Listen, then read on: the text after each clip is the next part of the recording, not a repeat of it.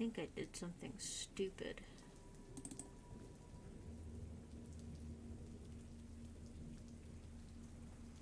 Which, Lord knows, it wouldn't be the first time. But, yeah, give me a second shot. It's been a minute since I've set one of these up, yeah?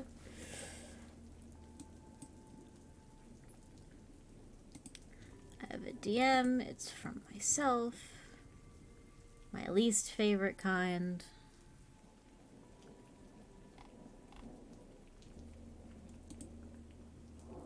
No wallpapers found, hey? Yo, Edge, I'm about to put you to sleep. I'm sorry.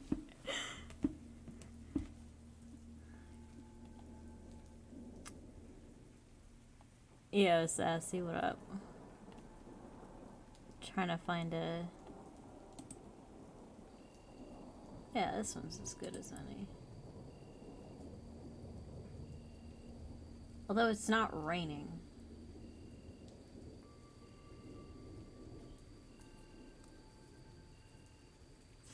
Same shit, different hour.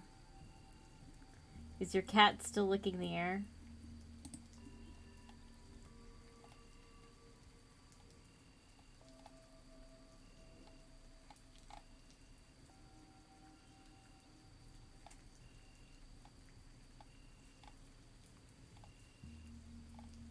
This is not as spooky as the title of this YouTube video made the music seem like it would be.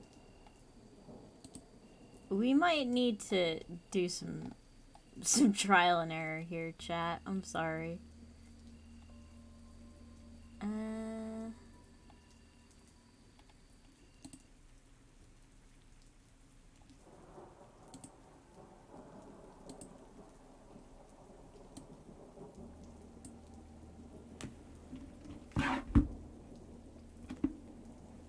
Yeah, we'll just chill with Thulu. He looks pretty. I actually have my Thulu right here too, actually. And we can change it as we see fit.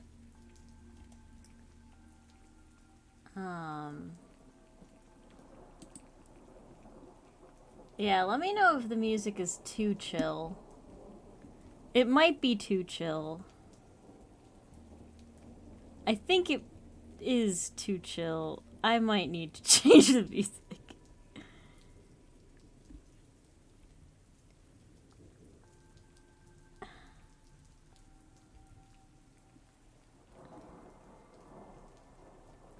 Alright. How did I do this before? It's like been a million years since I've done one of these fuckers.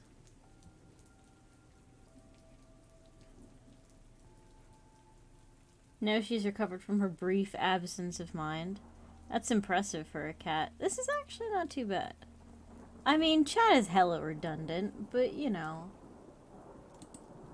Okay, now I can see chat on my laptop, so that helps a bit.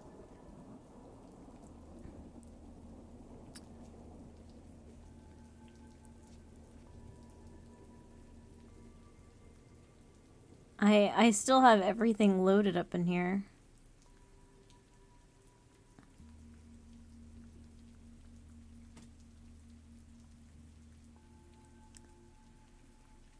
There is a story I want to read again.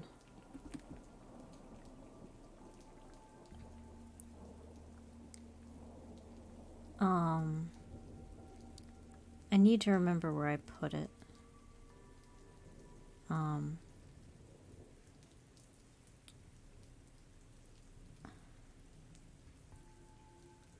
A certain someone, I think.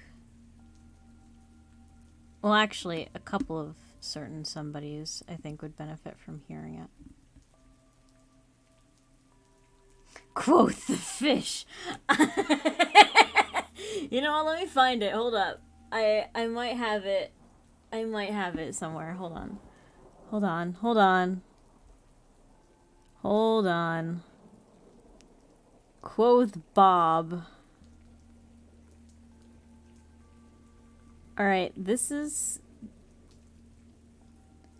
This is quoth Bob. Where's quoth the fish? I remember it being here. Is it this version?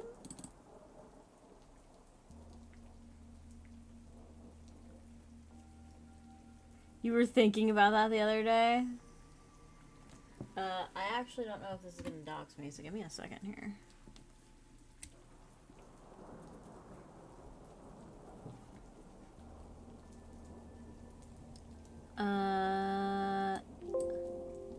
Bitch, I don't want to sign in. I don't want to sign in.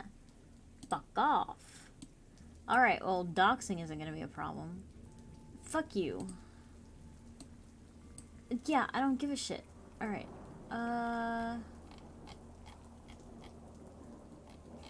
Okay, no, it is here. Wait, but why is it not in my desktop version of... Alright, well... Okay.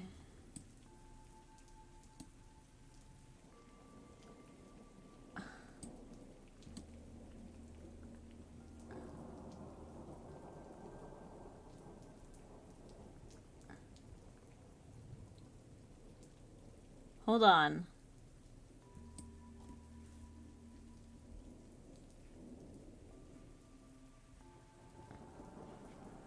Alright, I can read it from here. Are y'all cool with that?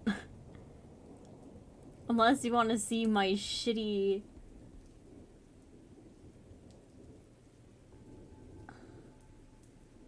Fuck it, hold on. Holy shit, I made it long. Okay, I can't copy and paste. Oh, the feckin' humanity.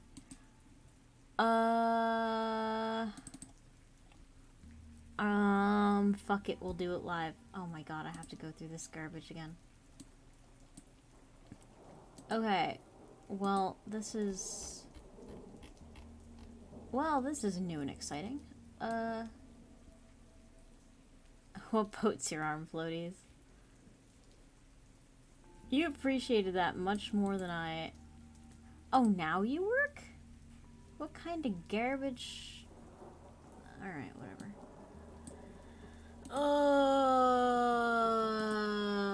Give me a second.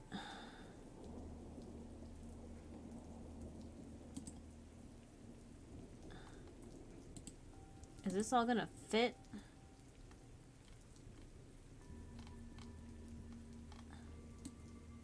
No. Give me a second. Alright. This is gonna take some trial and error. Okay. Dude. Oh, fucking you can't be serious. Dude. Alright. Nobody ask any questions, and I won't be telling anyone any lies.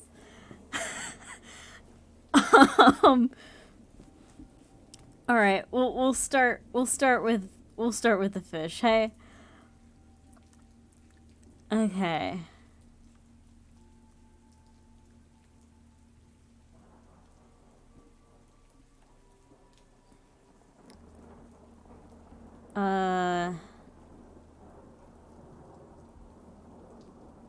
Okay. Give me a second. I gotta find it. Alright, here we go. Take your time reading a riveting excerpt about the Medicare benefit policy manual. Hey, however you spend your time. Alright. Quoth the fish forevermore. Spring was very quickly fading when I went out slowly wading in the eddies that, cascading, slithered through my sunny moor. It was trout that I was seeking as the sun was gently peeking and the cool day slowly sneaking over glistening creek and shore. trout or pickerel, perhaps, to drag upon the sodden shore. 'Twas my goal, and nothing more. After slow hours spent shrugging, suddenly there came a tugging, an insistent, fearsome struggling from the hook and fishing line. With its shiny scales a-twinkling, it raised all my hopes from sinking, and disturbed every dear drinking with its mayhem and its shine. Never had I witnessed a fish under sky so fine. 'Twas a carp, and now was mine. All my efforts now rewarded, with this finest fish recorded, I then quickly gently boarded this fish on to the dry land. In my ecstasy in catching such a godly fish for snatching, I ignored the nagging, scratching voice I thought I heard firsthand, a voice thunderous and inexplicable and clearly grand, echoing not from the moorland. I transported my dear treasure to my home to bask in leisure, to glow with triumphant pleasure at the prize that I had won, thinking not of my disaster that before seemed to rage faster, orchestrated by that master, that insatiable Claire Dunn, that sadistic awful woman who weighed down my heart a ton, cruel murderer of any fun. From the new fish tank a-glistening, while not quite actually listening, over hot tea kettle whistling I heard a voice not heard before. Raising my head in confusion, I thought it just an illusion, or perhaps friendly intrusion from the neighbor from next door, just that nice old lady Janet, or that old man who she bored. Only them, and nothing more. So I crossed my house a-searching, with my stomach slightly lurching, even looking for a perching of a raven by the door. But my house lacked guest or presence when, lit up by my fluorescence, save the glorious iridescence I had plucked out from the moor. Surely this could not be speech from who I dragged upon the shore. Quite impossible, for sure. But the carp beside me eyeing me intently, never shying, had enough of my denying his unearthly voice once more. Glassy fish eyes were a-blazing, its gaze through the water raising nameless fears and ghosts with phrasing that would shake me to my core, near resembling that cursed woman, and my heart asunder tore, through saying only, nevermore. That word seemingly rather harmless, you may think this fish voice armless, and find me so rather charmless in this tale that I bore. But that word, it has a history, one that makes my heart so blistery, and it really is no mystery. With that word my soul I swore, promised all my life and happiness to glared on that wretched whore, my devotion forevermore. In a fit of manic madness, laughing not from mirth or gladness, yet too violent to be sadness, I let out a cry of war, swung my fist with mad elation, and wrought total devastation to that noble fish's glass station, breaking glass and soaking floor, aiming to end reign of terror from that carp of great splendor, and to hear it nevermore. But that fish, with eyes all-knowing, and its rainbow scales glowing, seemed to mock the forceful throwing of its mass against the floor. No distress or blood was flowing, at least not that it was showing, even as the heat was growing, trapped behind my oven door, even as I cooked that monster, and it truly was done for, part of settling my own score. But the fumes of all the cooking, found by no one else through looking, did not vanquish that chill booking of that fish from that old moor, and that voice, that cursed reminder, never growing any kinder, put my heart through the meat grinder, leaving my chest always sore, though I fed my good neighbors the flesh of that fish of grandeur. I would hear it forevermore.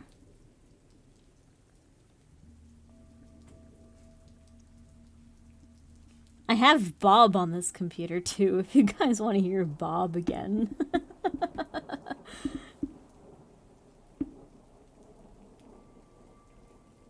Bob, I think, was much funnier.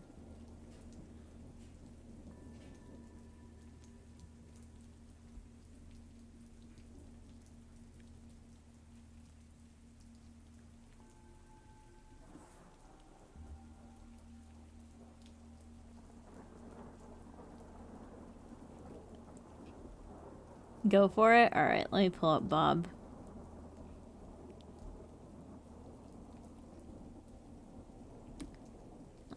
Let me see here. No.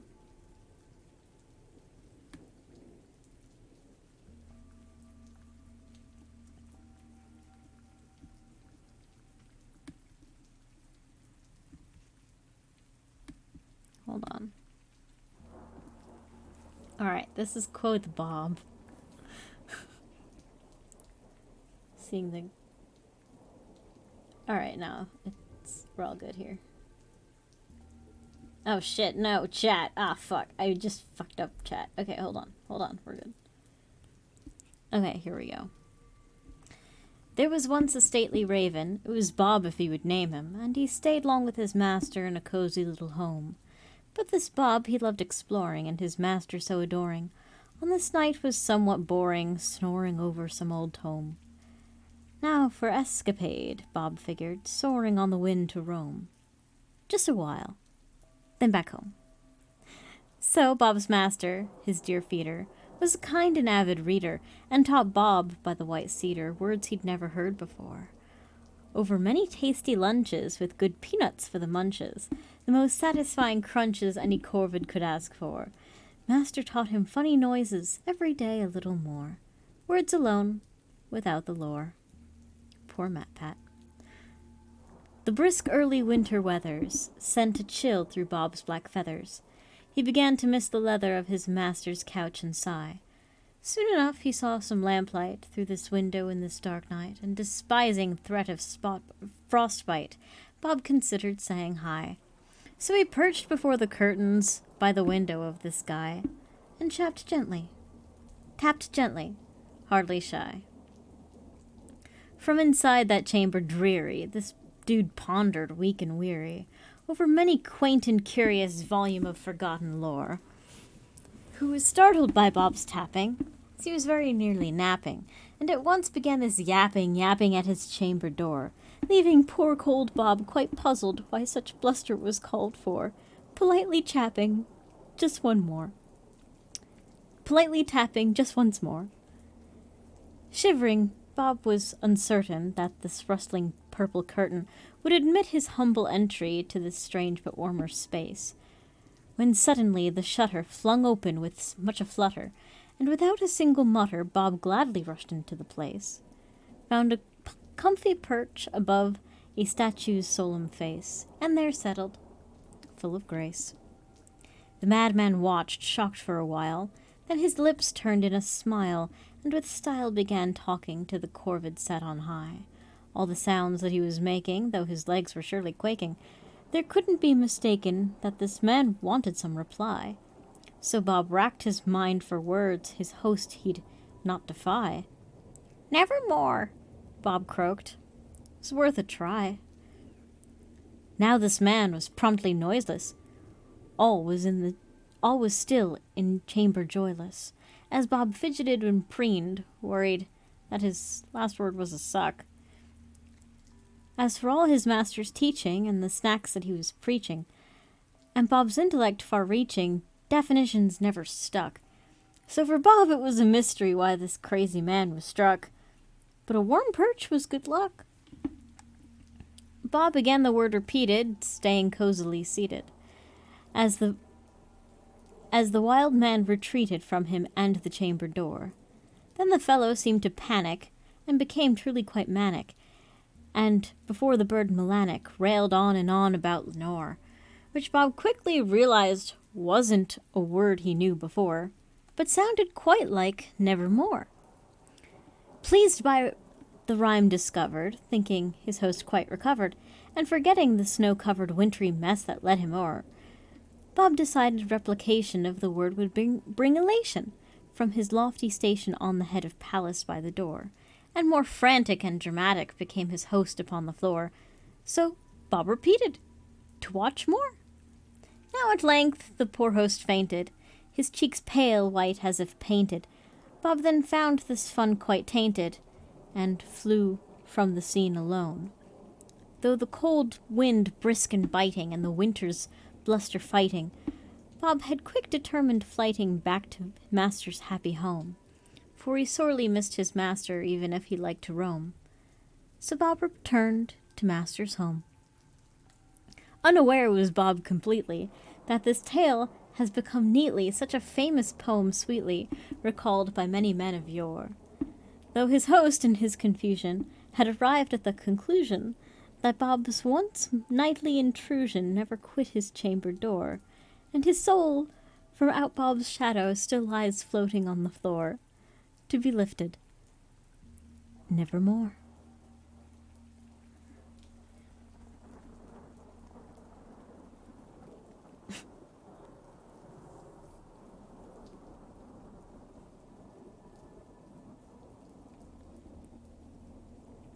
Honestly, this is one of my favorite works of poetry I've ever written. This poor Bob, so misunderstood. Bob was just looking for a good time. Bob was not the villain in this story. Bob fucked around and didn't find a thing out.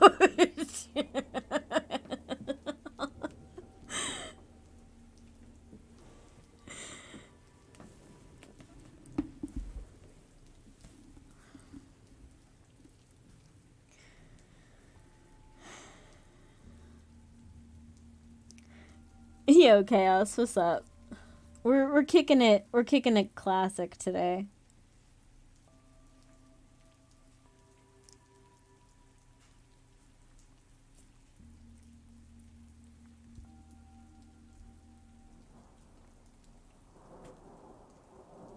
All right.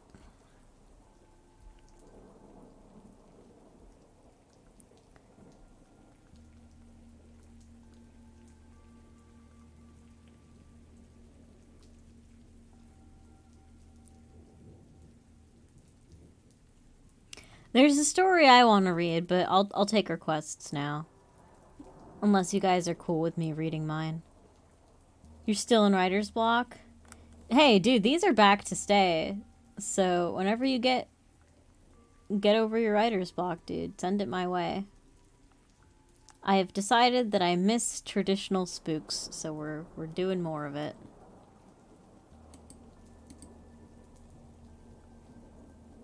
Read what do you want to read, kiddo? Alrighty. So, you did send an older story if we're going old school. Did you send one? Oh, shit. You did. Hold up. Let me see here.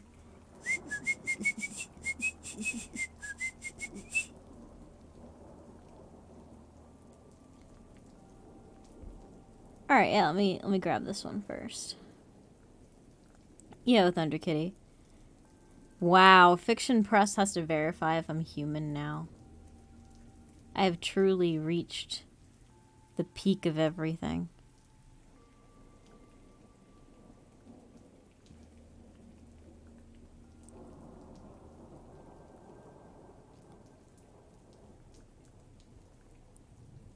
Alrighty.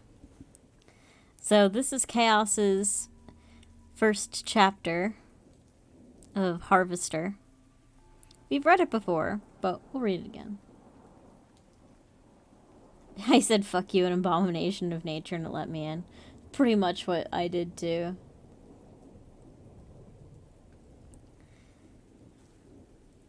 So this is our very own Chaos Dragoon's Harvester. God, I've missed these. These are so cozy. I'm just under my blankets with my, you know, laptop and my streaming computer both on the same desk with a baby Thulu up against my sternum. Chats at a rolling boil. Except... Wait, no. Okay, yeah, no, it works. Everything is working. The music is way too chill. But... By Thuluba. Yeah, Baby Thulu is from Sassy. I think if you pay Sassy, she'll make one for you. Both of those might be correct. Yo, Zerp, what's up? Oh shit, the whole gang's here.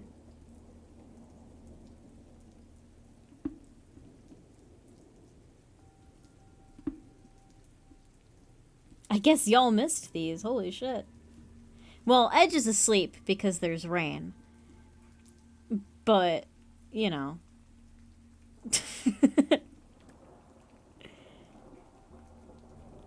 Oh. I love that everyone in chat can use Lupine Huggle now. That's good. I like that. Alright. This is Chaos's Harvester. Two soldiers stood in front of a large metal door. You're impressed you're staying conscious? I feel that.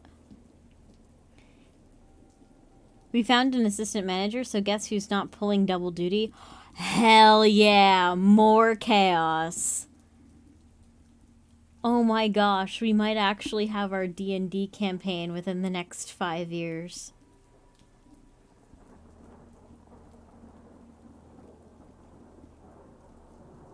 Oh, dude, welcome home. I'm so happy for you.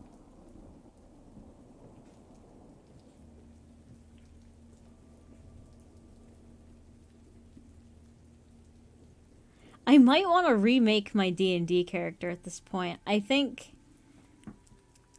there's this one game that I actually finished on stream called Witchwood that makes me kind of tempted to play an old lady. Or an old man. I might do a coin toss on what the gender ends up being.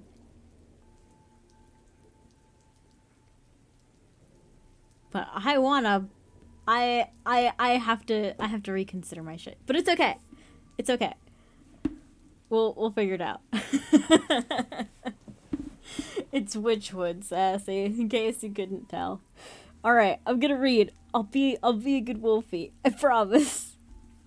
I just missed you guys. I don't know. I'm just really happy to see y'all. And I missed these. I really did miss these. The only one we're missing is Smiles. Where the hell is Smiles at? Well, he'll catch the VOD. Okay, I'm only 2 sentences in. Fuck, I'm sorry. Chaos, I'm sorry. Alright. Two soldiers stood in front of a large metal door. Each one of them stood on either end of the door with a card key. The one on the left looked to the one on the right, who nodded.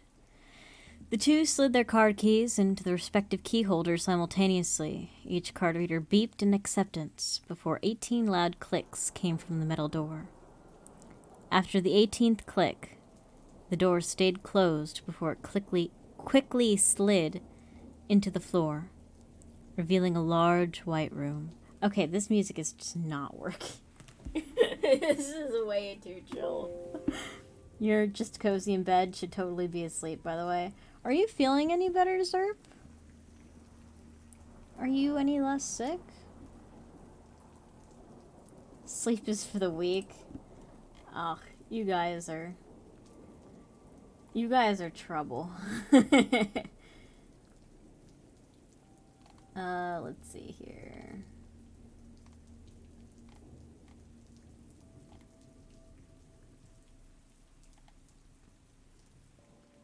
You are? Okay. Good.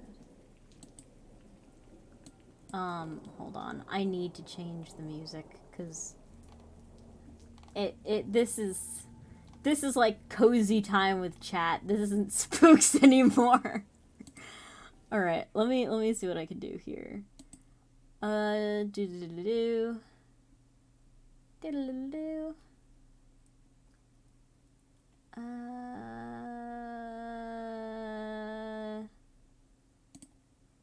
Let's try this on for size.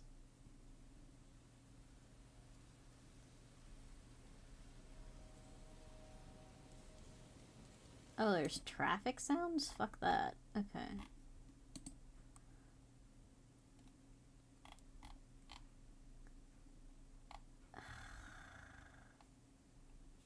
Give me...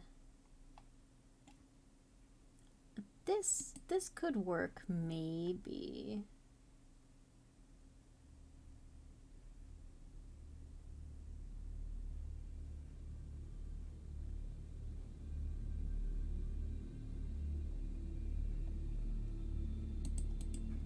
Alright.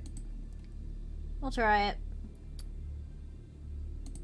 For those of you who want this track for some reason, here it is.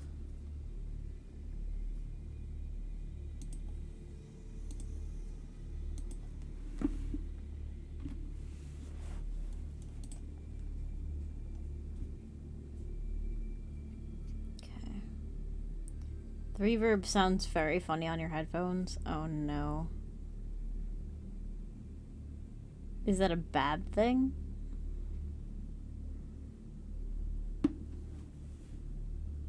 Actually, I feel it too.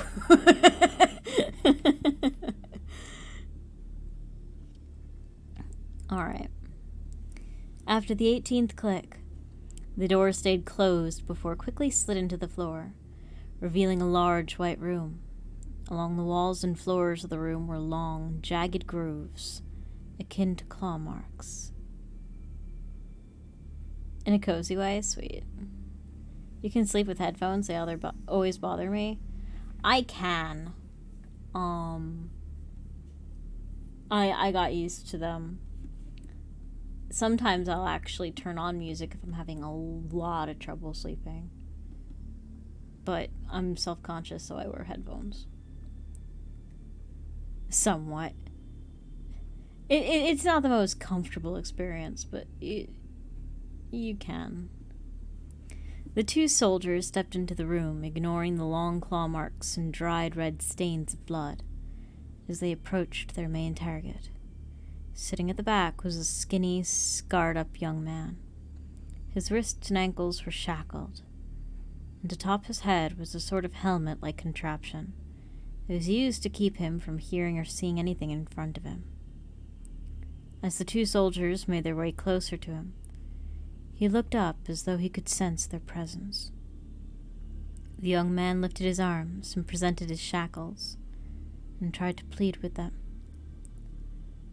But all that came out was a hoarse, wheezing noise. One of the soldiers grabbed the young man's right arm and jerked him to his feet. The young man uttered another hoarse wheeze. He pleaded with them in his mind to let him stay in the room. Let him stay in his prison.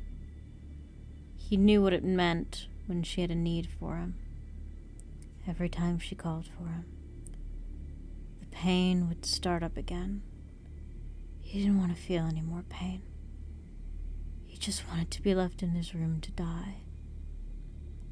But she wouldn't let him. The two soldiers waited for him to move, and when he didn't, the second soldier walked behind the man and violently shoved him. The man stumbled before he found his footing, and proceeded to shuffle toward the open door. However, even though he couldn't see, he stopped at the threshold to the open doorway. He slightly turned toward one of the soldiers and let out another hoarse wheeze. The soldier that shoved him to move shoved him again, but this time much harder, causing the man to stumble through the threshold and fall to the metal floor. He quickly curled up into the fetal position and let out another wheeze that fell on deaf ears. Both soldiers forced the man to his feet before forcing him to move. The chains on his shackled ankles rattled as they dragged across the floor. Inside a large meeting room, voices screamed at one another as they argued about the current situation at hand. An elderly man with a thick white beard slammed his fist into the table before pointing to the screen, hovering above the table and yelling, "What the hell are your soldiers doing, Kane?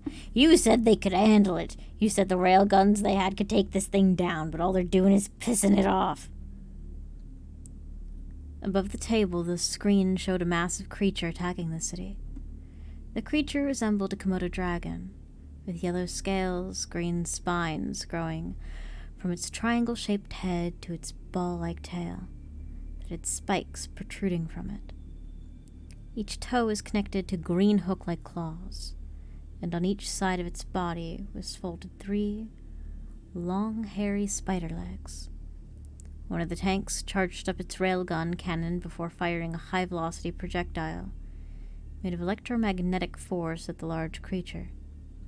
The projectile simply bounced off of the monster's scales, causing the creature to dip its head down before raising it and roaring. The bottom of the creature's mouth split in two, exposing the long rows of jagged arrow-shaped teeth, as the two corners of the top half had long saber fangs. Its roar sounded like a combination of a trumpet and an elephant's war cry. The elderly man looked from the broadcast to Kane. Kane was a man in his mid-30s with short brown hair, a scar under his right eye, and a mechanical arm that replaced his left arm. He snarled at the elderly man before his radio cracked to life. This is Commander Jacob. Where's our backup? This thing won't go down. Its scales are like fucking armor. Kane quickly grabbed the radio and responded. Stay strong, Commander. Backup is coming shortly. Kane reassured him. Is it though? The elderly man questioned. Kane looked at the elderly man with hatred in his eyes, before he yelled out in frustration and threw his radio at the wall, shattering it. The elderly man chuckled. Some defense officer you turned out to be. I don't want to hear it from some old fuck that crunches numbers all day, Kane yelled. First of all, crunching numbers is something the accountant does, the elderly man argued before he added. What I do is calculate the probability of when, where, and time this creature comes knocking on our door. A lot of good that did us, Arthur, Kane retorted before he added. Your report said this thing wouldn't appear for another week, but here it is, destroying the city and playing with our tanks like it's got fucking Zilla. Can you not use the F word in every sentence? You sound like an edgy teen who still thinks punk rock is cool, a woman said with a sigh. She was a rather young woman, about 18. She had long, ruby-red hair that was pulled into a ponytail and a row of freckles under her right eye. She sat with her head resting on her right arm as she lazily stacked an empty paperclip boxes on one another. How can you be so calm about this, Stacy? My soldiers are using the weapons and right now your weapons are doing diddly shit to this thing, Kane yelled. Stacy looked at him for a second before she sighed and continued to stack her boxes atop one another. You don't have to yell. I'm sitting in the same room as you, you know, Stacy said before she continued. But you're correct. My railguns aren't scratching the surface of its scaly skin. She sat up straight and laced her fingers before she stretched her arms above her head and continued. My railguns should take down any monster our interstellar friends send us. I created the railguns because that crab spider thing we fought several months ago. After that, any monster they sent us would be taken down by our weapons. This one, however, does not seem to be affected by any of our guns and cannons.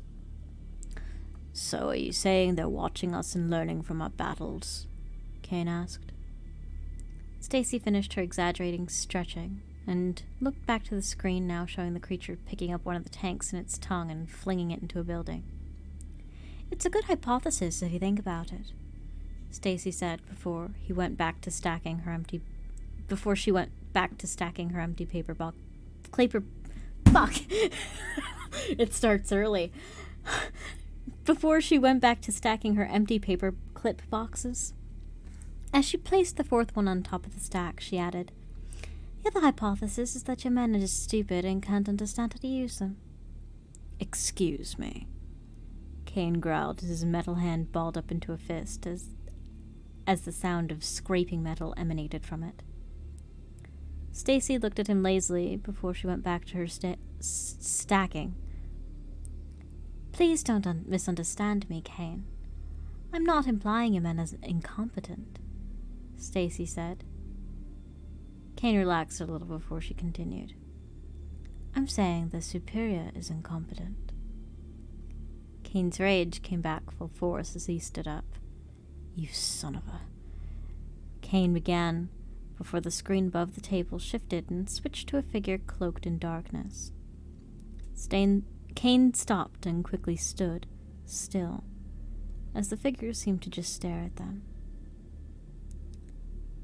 The situation is being handled by Rebecca. You can all head back to your stations, the figure announced before the screen went back to the monster destroying more of the city. Rebecca, huh? Arthur said as he stroked his beard. You shitting me? We've been in this room for fucking over an hour and a half, waiting for this meeting to start. Only for those fucking bigwigs to decide on her too. Kane ranted before he used air quotes and added, "Take care of it." I wonder, Arthur said to himself before he stood up, ready to leave. Are you just gonna lie down and accept this? How is she gonna take care of this creature? She's a bioengineer. All she does is experiment on the subjects and find a way to use those monsters to our advantage. Kane ranted. Oh, you're such an idiot. Stacy sighed as she started placing the empty paperclip boxes into her lab coat pockets. Excuse me, how the fuck are you okay with this as well? Isn't Rebecca doing the same thing you are? Kane argued. Stacy placed the final box into her pocket and let out a frustrated sigh.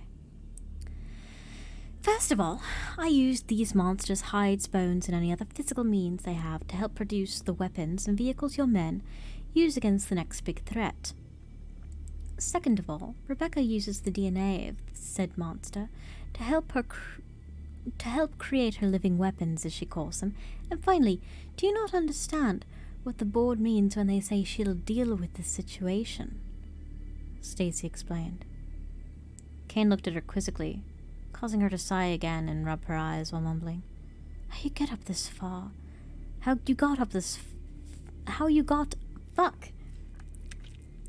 you got this far up the ladder is beyond me.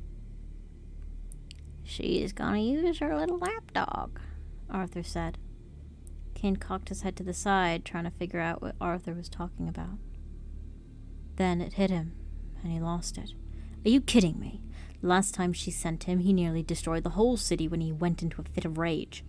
Kane yelled before he added, What the hell's the board thinking? For once, I agree with you. Oh, wait. Who's talking? Nope, that's Stacy. For once, I agree with you. After the last time he went out, I'm sure the board saw his destructive tendency after killing the monster. I also heard that all her efforts to quell his rage have gone unsuccessful. I'm sure her data can be seen by the board. I'm not sure what the board is sending a faulty product out for. Stacy said to herself, deep in thought. Moreover, what are you planning, sister? She thought. Rebecca, a tall, blonde bombshell wearing a ruby dress under a pure white lab coat, walked down the hallway with her assistant Casey. Casey was a short brunette with her hair pulled back into a bun, large reading glasses, and the same white coat Rebecca wore that covered her stained blue jeans and lime green shirt. Miss Cross, shouldn't we head back to the conference room to meet with the board? Casey asked. Rebecca will do. Casey, and no, I've already met with the board, and they've given me the go-ahead to release the Death Hunter, Rebecca said. But what about last time? Casey urged as she quickly ran up to Rebecca and continued. Last time he was released, he did destroy the monster but lost control and destroyed nearly all the city. If that happens again, the board might pull your funding, even terminate you. Rebecca quickly spun around and embraced Casey in a hug while praising. Oh, you're so sweet. I knew I kept you around for something other than stress relief and lonely nights. She let go of Casey and stepped back a little before asking, Do you know why my research, along with the other officers' research, is so imperative? I do, Casey said. Rebecca simply shook her head. No, I want to hear you say it, Rebecca said. Casey let out a sigh and explained to Rebecca why the research was so imperative, for what felt like the 100th time. She couldn't understand why Rebecca had to recite the whole history that led up to now. But she was her superior, after all, and Casey wanted to stay on Rebecca's good side, since she saw what happens when people crossed her. Humanity received a declaration of war from an alien race called the Phantoms. They claimed humanity is a parasite in the universe, and before they can spread to other planets, they needed to be exterminated. A few months later, the first monster appeared. Humans couldn't bring it down, and many lives were lost. Humanity was on the brink of extinction, so instead of laying down and dying, they went underground and conducted research on how to bring down these monsters and how to locate the Phantom's planet and eradicate it, Casey explained. Go on, Rebecca said before she turned on her heels and continued down the hallway. Casey quickly caught up to her to continue. To keep the Phantoms thinking they were killing off all humans, humanity's used robots to create fake cities to keep up its appearance humanity has yet to fall. These cities are filled with fake cardboard cutouts of humans so they seem populated, Casey continued. And there's where all the history books keep up with the lies, Rebecca said with a smile. Casey looked at her quizzically before Rebecca continued. For a while, those buildings weren't empty. Those supposed cardboard cutouts were actual people. Mind you, they weren't normal citizens. They were criminals, murderers, rapists, pedophiles, the worst of the worst. We didn't want people like that living in underground cities. It's funny, really. You put extreme fear into people and they bark like obedient dogs. So basically, the government put the fear of God into people, Casey said. Rebecca let out a laugh at the mention of God. Oh, please. You're a scientist, Casey. You shouldn't believe in that religious bullshit. How can one explain something that can't be seen by the human eye? What about wind or oxygen? Those can't be seen by the human eye, and yet they're real, Casey retorted. Rebecca let out a small chuckle. I knew there was more to you than your looks, Rebecca once again praised before she added. As for your earlier concern about my job status, you shouldn't worry. But Casey began before Rebecca stopped and placed her right index finger to Casey's lips, stopping her speech. I know what the board is doing. They're trimming the fat. They think my research is a total failure, and they're banking on the Death Hunter to lose control again. And so am I, Rebecca admitted. Why? Casey said in shock before she added, the Death Hunter is your life's work. If it fails, you'll be discredited as a scientist. Let me explain something to you. Usually when the alpha version of something comes out, it's used as a test to see what bugs are in the programming. This data is then collected so that any issues can be rectified. All this data is used to produce the beta, and this is why I'm not worried. When the alpha version fails, I'll show them the beta version, and they'll see my research is a resounding success. Rebecca explained before she moved closer to Casey and whispered in her ear.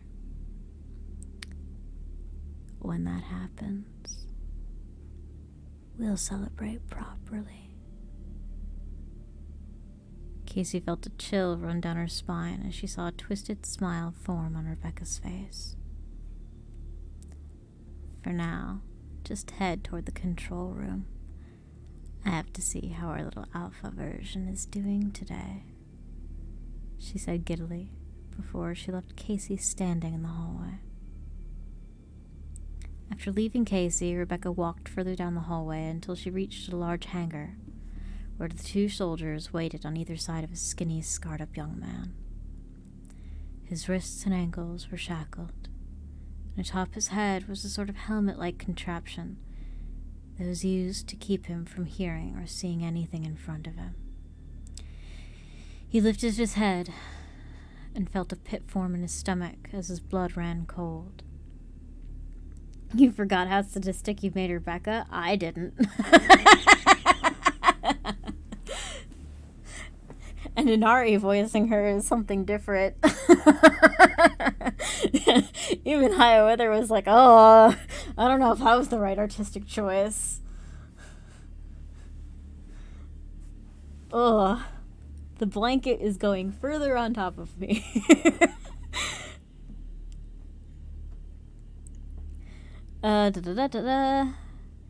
Okay, he felt a pit form in his stomach as his blood ran cold. Something inside of him wanted to run, get as far away from him, as far away from what was coming as possible. However, his legs felt like they were glued in place. As Rebecca reached the three, the two soldiers saluted her. She nodded to each soldier before addressing the young man. "Hello, Seth. How are you? Are you eating well?" She knew the answer. She'd authorized and selected what meals he would be getting and at what times. Seth felt her presence in front of him. All he could do was let out a hoarse wheeze in response to her question. Rebecca looked concerned at his response and placed her hand under his chin. She then lightly lifted his head to reveal the massive scar on his neck. "I see you still can't speak," Rebecca said as she sighed and added, "I know it's hard, but you must understand. You can't speak to your mother like that. Just know, it hurt me more than it hurt you." She then embraced him and hugged and said, "It'll be all right. Soon it'll all be over." Seth tensed up as he felt her hug him. He felt like a snake was wrapping around him, ready to squeeze the life from him. Oh, bullshit. Yeah. You right. You right.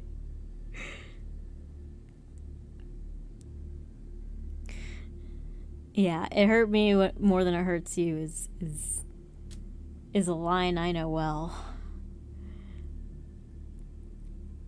Rebecca let go of Seth before she turned to the two soldiers and ordered, "Bring him to the platform." Two soldiers saluted and led Seth to a part of the hangar with a yellow square painted on the floor. As the two placed Seth within the square, Rebecca added, "And don't screw up this time." With that, she left the hangar and headed toward the control room to start the operation. "What the hell is that bitch planning?" Kane demanded Casey, who was hiding behind her clipboard. I don't know. I truly don't know," Casey answered shakily. "Wait a second. Nope, wrong voice." I don't know. I truly don't know," Casey shakily answered. "Bullshit." Kane argued before he added, "You're always at her side. You can't tell me you don't know what she's up to." "Kane." Rebecca's voice boomed, causing him to turn and see her standing at the entrance of the control room. She sighed and rubbed her eyes while saying, "Please don't yell at my assistant. You're scaring the poor girl." "Assistant?" Kane laughed before he used his machine hand to point at Casey and added, "She's nothing more than your fuck buddy. You somehow got a job working here." In a flash, Rebecca closed the gap between her and Kane. She smacked him hard across the face, causing him to step back. He maneuvered his jaw, making sure she didn't dislocate it. "Don't you ever disrespect my assistant again, because the next time you do, I'll make sure the next limb you lose will be your manhood," Rebecca threatened. Computer, I was still using your screen. There we go. I could afford to lower the brightness, though. Cain glared at Rebecca before he spat out a small amount of blood and hissed, "I can't wait to see your plan blow up in your face. When that happens, I'll be in the front row watching you grovel for your job." Both Cain and Rebecca glared at one another before he stormed out of the control room. Rebecca let out a sigh before returning to the control room staff. Everyone there simply sat, waiting for her orders. She took in a breath before letting it out slowly. She then clapped her hands together and said, "Well, what are y'all waiting for? We've got a monster to kill." The staff quickly went to work, getting the feed up to show where the creature was. The large screen was in front of the room, blinked to life, and showed the monster still fighting the group of soldiers and tanks. Rebecca watched the destruction on screen before she turned to Casey and asked, "Have we given it a code name?" "Yes, ma'am. We've given it the code name Komodo," Casey informed her. "Komodo, huh? Kind of simplistic, but it'll do," Rebecca said just as the screen next to her chair came to life. "He's in place, ma'am," the soldier on the screen said. Rebecca nodded just before the feed cut out. She turned to the staff who were already shrinking the feed on the monster, destroying the city and pulling up the feed of Seth, standing in the middle of the yellow-painted square. Rebecca smiled when she saw him still standing where she'd left him, and then addressed the staff. "All right. Let's start the operation." The floor underneath Seth shook slightly before the yellow square began to ascend toward the ceiling. As it continued, the ceiling quickly opened, allowing the platform to ascend further up. Seth's legs shook from the sheer force of moving platform before he felt it suddenly stop. Seth felt a cool breeze touch his skin as the scent of something burning in the distance entered his nose. He tensed up when he realized where he was. He was outside the facility, and he knew what was coming next. Like last time, the shackles on his wrists and ankles detached and fell to the ground, revealing red, raw skin. He began to hyperventilate as he heard something whirling inside the helmet atop his head. It split into two, and both halves fell to the ground, revealing Seth's short white hair and crystal blue eyes. Above and below each eye was a scar caused by her removing his eyelids. The device that was once on his head kept his eyes from drying out, while also keeping it at bay. Seth looked around at the world around him, in the field he currently stood in, before his eyes fell on the monster destroying the city. He heard static in his head as Rebecca's voice said, "That's your next target. Codename Komodo." Seth suddenly felt a sharp pain in his head as he clutched it and tried to scream, but only yet managed a hoarse wheeze. The pain was coming back. It wanted out. It wanted to fight Komodo. Seth didn't want to feel the pain again. He didn't want to have it take control again, while he was left being torn apart. Seth stumbled around, clutching his head, trying to keep it at bay. He felt like tiny needles were trying to push out of his skin. Rebecca's voice came back in his head and said, "Don't fight it. Let it out." Seth's head suddenly shut up, and he let out a shrill scream while his crystal blue eyes shifted to a glowing blood red.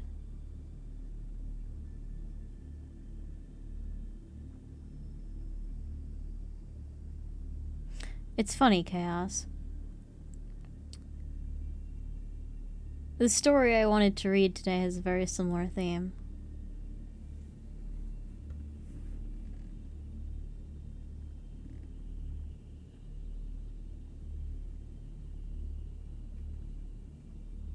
I hope I did this reading justice, though.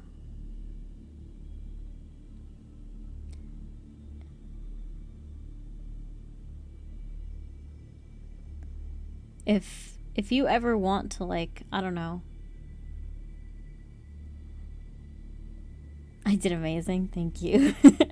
What can I say? I like voice acting, man. It's fun.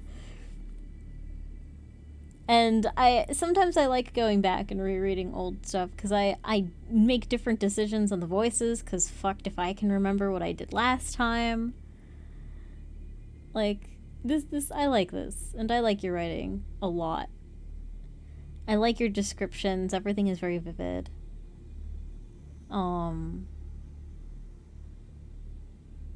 Seth's situation hits different right now.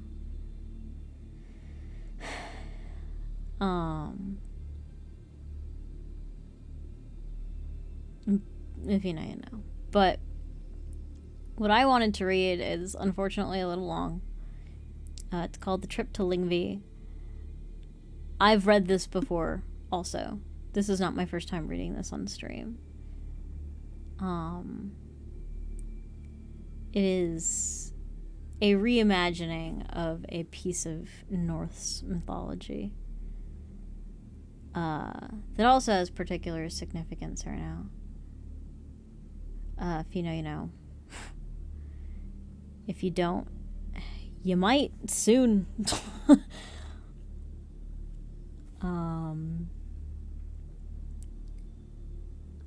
Yeah.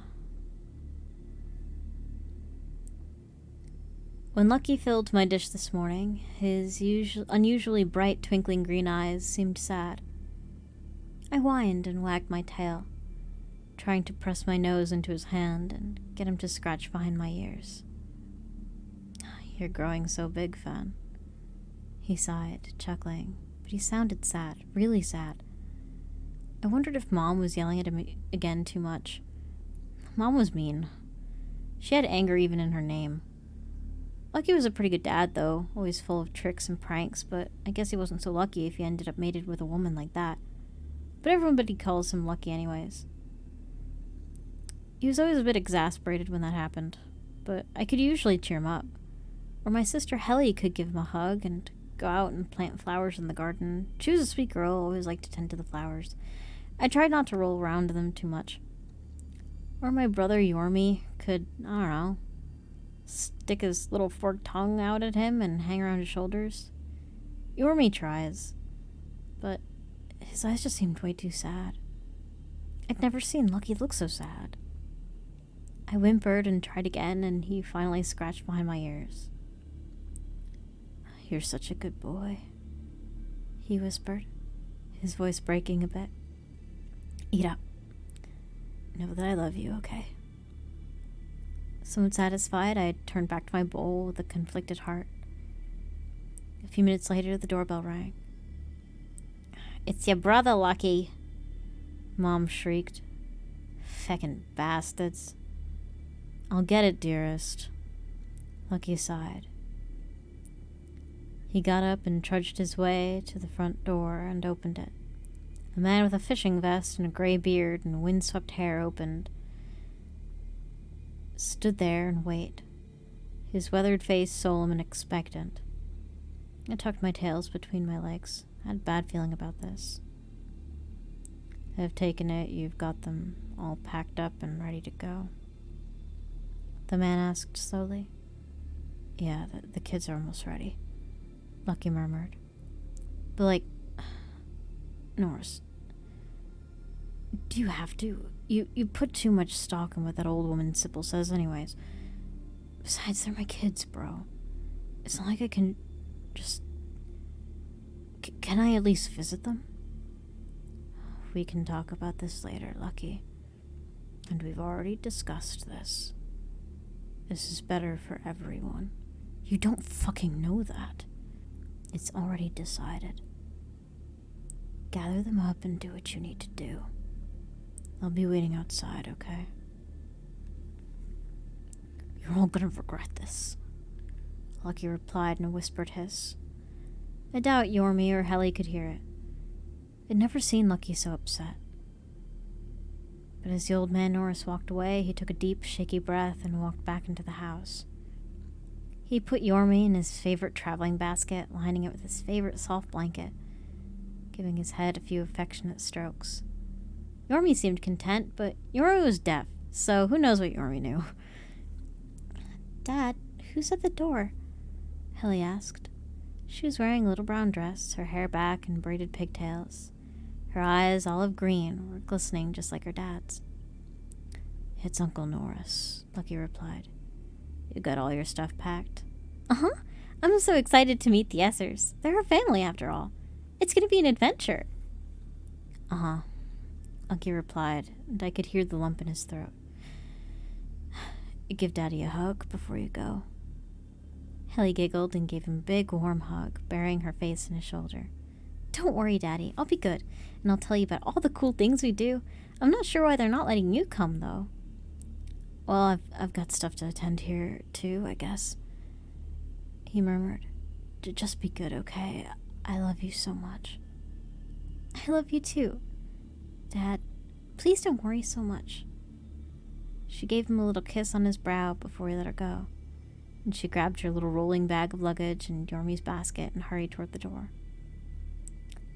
Then Lucky reached to the coat closet and grabbed my leash. It wasn't really much of a leash. I'd accidentally broken like a dozen of them before on walks, when I'd get too excited and chase a rabbit, or really wanted to sniff that bit of ground and wasn't ready to go inside for dinner, despite the leash tugging. But he clipped my leash to my collar and stared into my eyes for a moment, before kneeling and burying his face into my fur. I felt the wetness of his tears. "I don't want to go," I whispered. "I know, kiddo," Lucky rasped. "But I need you to. Be good, okay? You're always gonna be my good boy." "When are they gonna take us back home?" I whimpered. "I don't know, Fen. I don't know." He swallowed hard. "But I want you to know, and I want all of you to know, that I love you very much. I'm sorry I can't do much more than this." "I'll be good, I promise," I replied. Anything to make him not sad. Anything. "I know, Fen. You're always good. You're always a good boy. Come on, let's go. Don't pull too hard on the leash, okay?" "I'll try." With that, Lucky walked over to the door and gave me to Norris. The man stank of fish and the sea, but he handled the leash gently. I glanced back to watch him close the door before looking out onto the front yard and seeing a big station wagon. In it, a woman with a bright white winter coat with a golden scarf and platinum blonde hair falling in waves behind her sat in the passenger seat.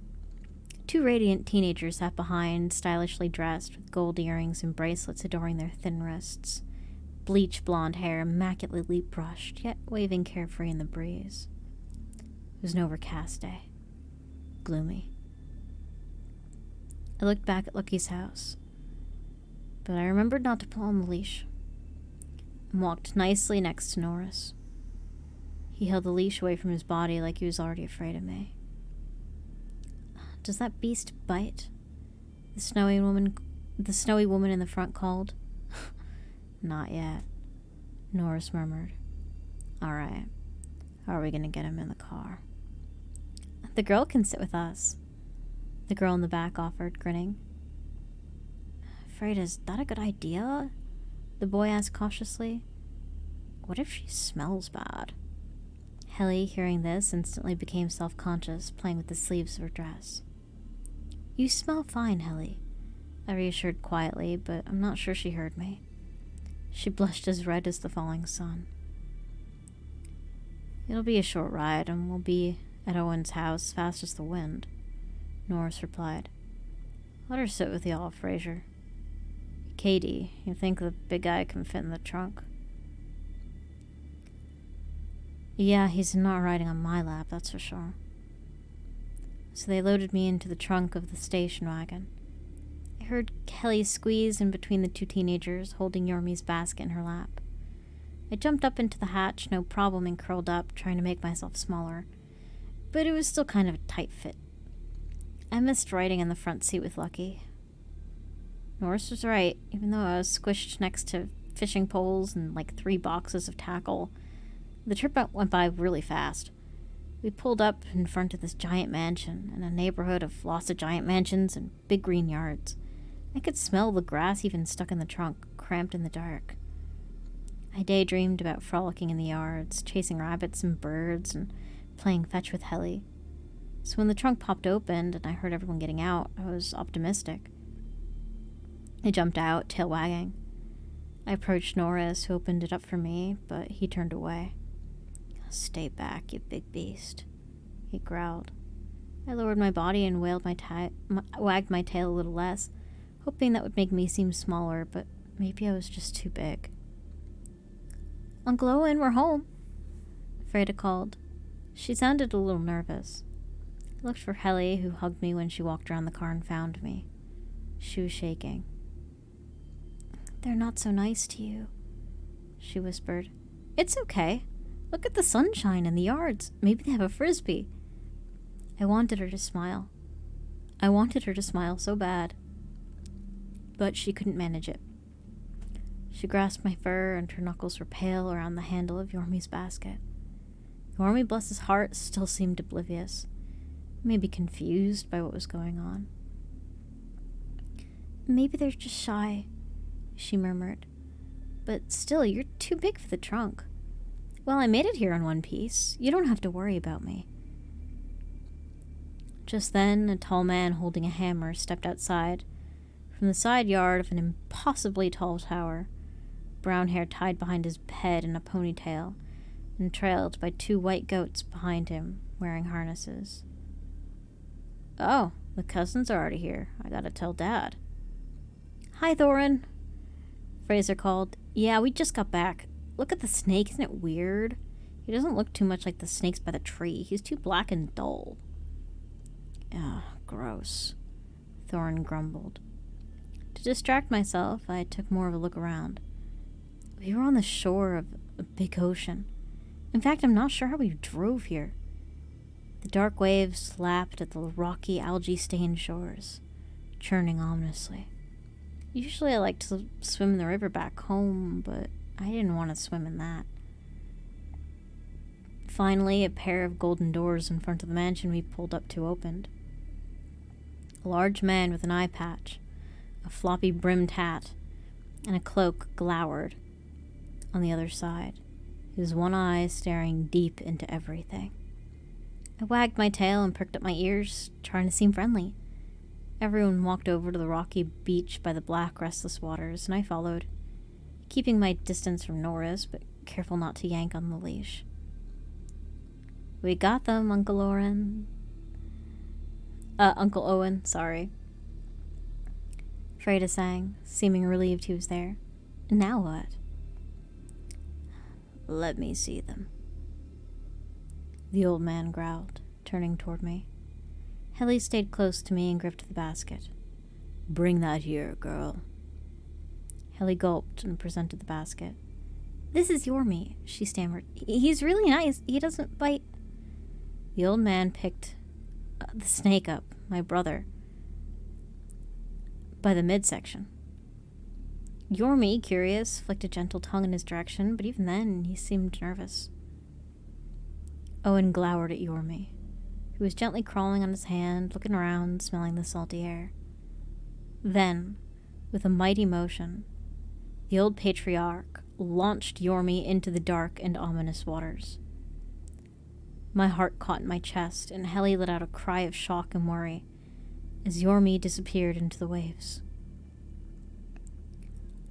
I almost leapt into the waters by myself, but I remembered Lucky telling me to be good, not to break this leash. So there I sat, barking and distraught. 2 black ravens circled overhead, cawing over the sound of the crashing waves. Then over the waves, I saw a sight that calmed me. Yormi was swimming like he was born for the water. He blended in well with the waters, moving along their currents. He was surfing like he was born to swim, a fierce determination in his eyes. Helly, he's okay, I called, and she ran over to me, hugging around my neck and sobbing into my shoulder. He's swimming out there. Yormi's a good swimmer. He even looks like it's a little fun. How are we ever going to find him again? She sniffled. He's so small, and the waters around this island are so wide. We'll find him, I reassured. Yormi's a crafty fellow, just like Lucky. Why would they do that to him? He didn't even do anything. I don't know, Helly. I rested my head against my terrified sister, hoping she didn't hear my heart thundering in my chest. The anger, the pain, the shock. Why would Lucky let us come to a place like this? I didn't understand. Did Mom not love us anymore? Who are these Yeser people? Why were they so awful to us? Come now. Oh, nope. Wrong voice. Come now. A new voice called to us, gentle but firm. I looked alongside Helly to see a large man with dark, stringy hair and solemn golden eyes and bulging muscles. His hands were huge and strong. His expression was hard to read. He approached without fear. Let's get you both inside. But Yormi, Helly protested. We have to be good, I reminded weakly. Lucky said we had to be good. It's gonna work out somehow. Okay. We were led into a hall lined with swords on the walls, shields mounted among them, with marble floors and high ceilings with glistening chandeliers, and glistening with gold-rimmed furniture, things of great expense. Down the hall we were led to a room with a small bed for Helly. There the serious man dropped us off. Terry, it's time for dinner, a silvery voice called out, and the man gave us a final look before closing and locking the door. There, Helly and I waited in the dark room, as the scent of feast wafted through, of meat and other sweet things I never knew. Helly curled up on the bed, and I rested next to her as she stroked my fur. Our dad has a plan. He always has a trick, she murmured softly. It can't be as bad as it seems. He's got to have a plan. Looking round the dim room, her eyes fell on a small corded phone. She jumped up and picked it up, trying to dial Lucky's number, but the phone didn't have a tone. She placed it back with a click and swallowed hard. He always has a plan, I reassured, trying to sound braver than I was. Are they going to feed us? She wondered. It smells so good out there. We just stared into the dark, dimming room as the sun started to fall, huddled and hungry, wondering if they forgot us. We heard them talking and laughing and singing in the other room, the sounds of plates and silverware, and sounded more and more distant as time went on, but the sound of the ticking clock and our own breathing and growling stomachs became louder and louder. Panic and confusion slumped into a quiet misery and worry. I wanted to whimper or howl for Lucky, but I had to be good. I had to be brave for my sister. So I stayed there with my bravest face. At least we have each other, I grumbled softly. Yeah, she hummed, holding me a little closer. Eventually the door opened, and Terry gave Helly a plate of meat and fruits, clearly torn away from larger chunks or passed over for brighter of the same. She ate it readily, thanking him sweetly. My mouth filled instantly with saliva, but I couldn't bring myself to ask for any of her food. She was such a small girl. She needed to grow and big and strong, and, well, I seemed too big for this place already. Terry gave me a look I couldn't understand. Maybe pity, maybe caution, and threw me a few bones. Ribs with meat still thick on them. The meat was a bit rare, and it was delicious. I dug in instantly. I couldn't help it, I was so hungry. I missed my food bowl. The wooden floor was rough on my nose, but I was too hungry to care. Then he locked us in the room again. We could hear others and their merriment outside. She was so pale, too, which sounded like Freda was saying. And that dark hair was done up in these silly little braids. No class, no taste. So lame. Did you see how she cried when Father Owen launched that worm into the ocean? Yeah, she was friends with that thing. Another voice. It was her brother. And that beast. Norris grumbled. Ew, gross. Ugh, ick. I felt the shame heating Helly's cheeks overhearing this, and couldn't help but thinking they were talking loud enough for us to hear, knowing we would hear it. I pressed closer. Don't listen to them. I think the braids are pretty. You're not a freak. Thanks, Fen. She sniffled again, and wiped her tears on my fur. I nuzzled her softly, and we continued to wait, trying to ignore their remarks. We both jumped when the door opened, and it was Owen, still wearing his brimmed hat. Come with me. Helly, was it? Can Fen come too? I suppose, so long as he doesn't jump on anything or bite. Fen never bites. Fen's a good boy. She tried to sound cheerful, but at this point both of us were depressed. The most depressed we'd ever felt. We're playing a game of finders keepers, the old man announced. And Freda, Fraser, and some other fair-haired, young-faced teenagers appeared in the hall, excited and eager. I've hidden a treasure somewhere in our home. The first to find it gets to keep it, and gets to have extra dessert. I saw Helly's eyes light up. She was still quite hungry. We'd been worrying in that room all day. All right. Is everyone ready? Go. Go. The old man's thunderous voice echoed in the great hall, and all of the youth started to scramble around in one room, then out another, eagerly searching. Helly and I scampered around, looking at every corner, not even sure what we were looking for. I sniffed as though I thought that would help. I didn't know what treasure smelled like. It could hit me in the face and I wouldn't even know. But I had to try.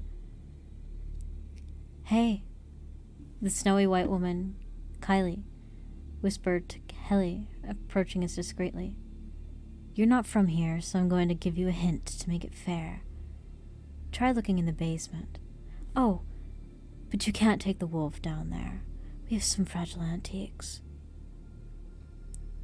Helly nodded, and we both rushed over to the door on the first floor of the great mansion. When Helly flung open the door, the stairs went down, deep into the dark.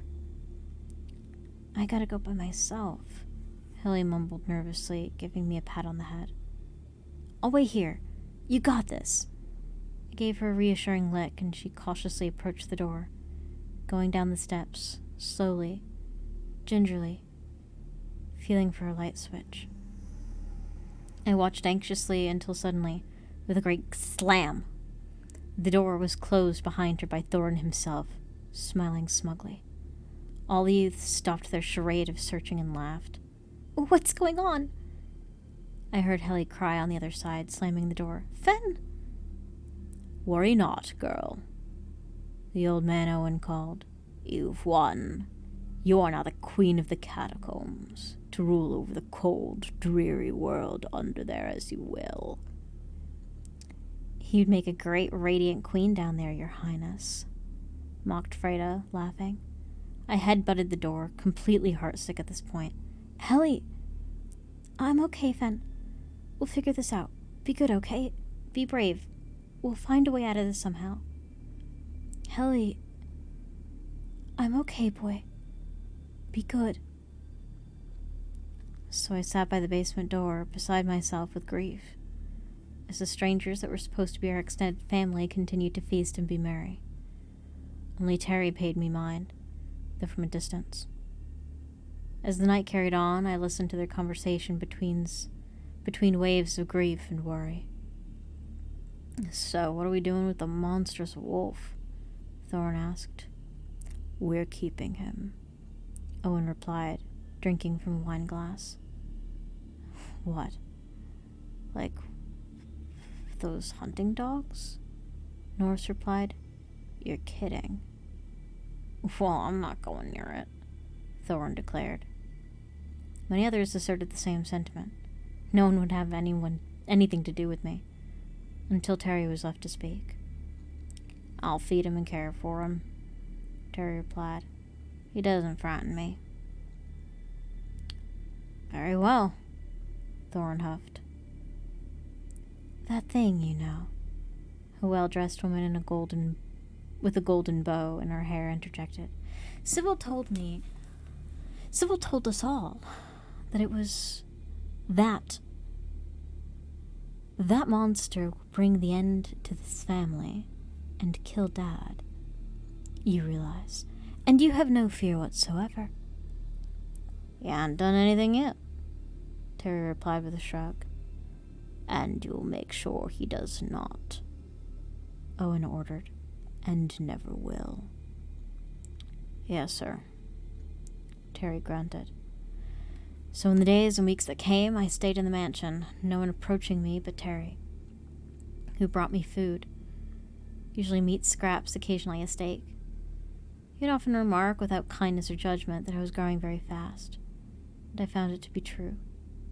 I soon outgrew the pillow they gave me as a bed and resorted to sleeping on the cold marble. One day, Lucky arrived at the door, but Terry wouldn't let me see him. I was able to talk to him as he sneaked by the garden window, and I listened. Hey, boy. Hey, Fen. Over here. I recognized his voice, my tail wagged, and I barked softly. Lucky! Lucky! Shh. Be quiet. Don't let them know that we're talking. Yormi and Helly, I couldn't keep us together. Have you found them? Are they all right? Yes, Fen, they're okay. Yormi's quite big these days. He swam over and he's doing well. He's got a nice big burrow in the ocean. And Helly, she's tough, you know. She's doing just fine in the below world. Getting strong and powerful, too. She really put that place in order. Why are they doing this to us, Lucky? We didn't do anything bad. When can we come home? Lucky was quiet at this. Please tell me, Lucky. We were good. I don't understand. This crazy bitch called Sybil told them that you three are going to destroy the family, overthrow Owen, and make a big wreck of the whole world. They think she can see the future. If they stopped listening to her, maybe she wouldn't see it, honestly. But we're going to give them hell one day. They made their decisions. But I need you to listen to me, Fenrir. You're a good boy. This isn't happening because you're bad. I love you, kiddo. Your siblings are okay, alright? Just don't worry about them. Just be a good boy, okay? But Dad, just like that, he was gone. And that's all I was ever told about what was going on. It was clear we weren't going home ever again, and Lucky wasn't going to bail us out or do much to help us at all. But Yormi and Helly were okay, so I held on to that and tried to be brave and strong. If I was strong, maybe I could see them again one day and get them out of this mess. We couldn't rely on Lucky anymore, so I had to become stronger for all three of us. I ate every scrap Terry gave me, and I grew and grew. I started realizing I could tear down the walls of this mansion. I could crush and break even the strongest of the swords hanging on the walls. No matter how hurt I was, no matter how much I missed my brother and sister, I was a good boy. Maybe, I thought, if I showed that I was good, they would realize that this crazy bitch was wrong about all of us, and that she'd let us be together again. And they'd let us be together again. It was naive of me, but Terry wasn't so bad, even if everyone else was afraid of me and wouldn't stop remarking on how big I was getting. One day, Terry came over with a heavy-looking chain. I'd eyed it curiously. What's this for, Terry? I asked. Well, you've been growing big and strong, and I wanted to see if you could break this, he told me. By now, others in the household were gathering to watch. I don't think you'll have a problem with it. I didn't think so either. Sure, it looked quite thick, tough for maybe them to break, but I knew my strength. Okay. Go ahead. Are we gonna play tug of war? Not quite, Terry admitted, and started to tie my legs together with chains. I rested and let him do his thing, not getting the sense that I was in any danger. Alrighty then. Give it a go. I opened my eyes and kicked my legs, not even terribly hard. The chains snapped with a satisfying crack and clanged onto the marble floors, and I got up, shaking myself off. Wow, Thorne exclaimed, but he didn't seem happy. He seemed somehow disappointed. I'm not surprised, Terry admitted, and threw me my bones. Satisfied with myself, I gnawed on them and paid the chains no mind. Days continued as normal, and stronger and larger I grew, until I was looking eye to eye with the horses of the nearby stables. Their eyes grew wide with fear when they saw me, but I never bothered them. At night I frolicked in their fields to stretch my legs, and I spent most of my days sleeping or idly wandering around through the halls of Owen's mansion. Sometimes I would curl up next to the basement steps, straining to hear Helly, or gazing out of the ocean, hoping to see me, but I never did. 2 weeks later, Terry came with another chain, this one even bigger and thicker, and the rest of the family came to watch again. This one looks harder, I remarked, giving it a sniff. Oh, it is, Terry chuckled. It's twice as hard as the other one I gave you. We made it just for you. If you manage to break this one, Fen, you'll be known throughout the entire neighborhood for being the strongest one of us. You'll be famed and honored. I eyed the chain a while, studying it. This looked like a challenge, but I'd been growing and getting more powerful, so it looked like it was within my capabilities. Maybe, I thought, if I showed them that I'm strong and brave, they will decide to appease me by letting me reunite with Helly and Normie, and we could all be happy again. For that possibility, anything was worth the risk of failure. So I nodded my assent, and Terry tied me up with the chains. They were heavy and cold, and somehow the atmosphere felt very serious. As he fastened the chains around my legs, I started to wonder if I'd made a mistake.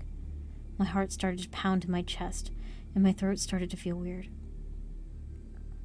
All right, try it, Terry grunted. I gave a kick and found the chains to hold quite tightly. The cold metal dug into my skin and hurt my bones. Instantly, I felt panic wash over me. My chest felt constricted, my heart raced, my stomach flipped, my eyes flew wide open, and my jaw tightened. But I had to be brave. I had to be strong. I gave a great strain and focused my might and thrashed my body with a determined growl, rattling the chains. Finally, I gave a great kick with all my determination and heard a great sound of shattering and clattering of metal flying in every direction, hitting floors and denting the fancy gold walls and shields that adorned them, sending men and women ducking. With the last bit of destroyed chain fell, all was silent, save for my heavy breathing. I was too relieved to celebrate.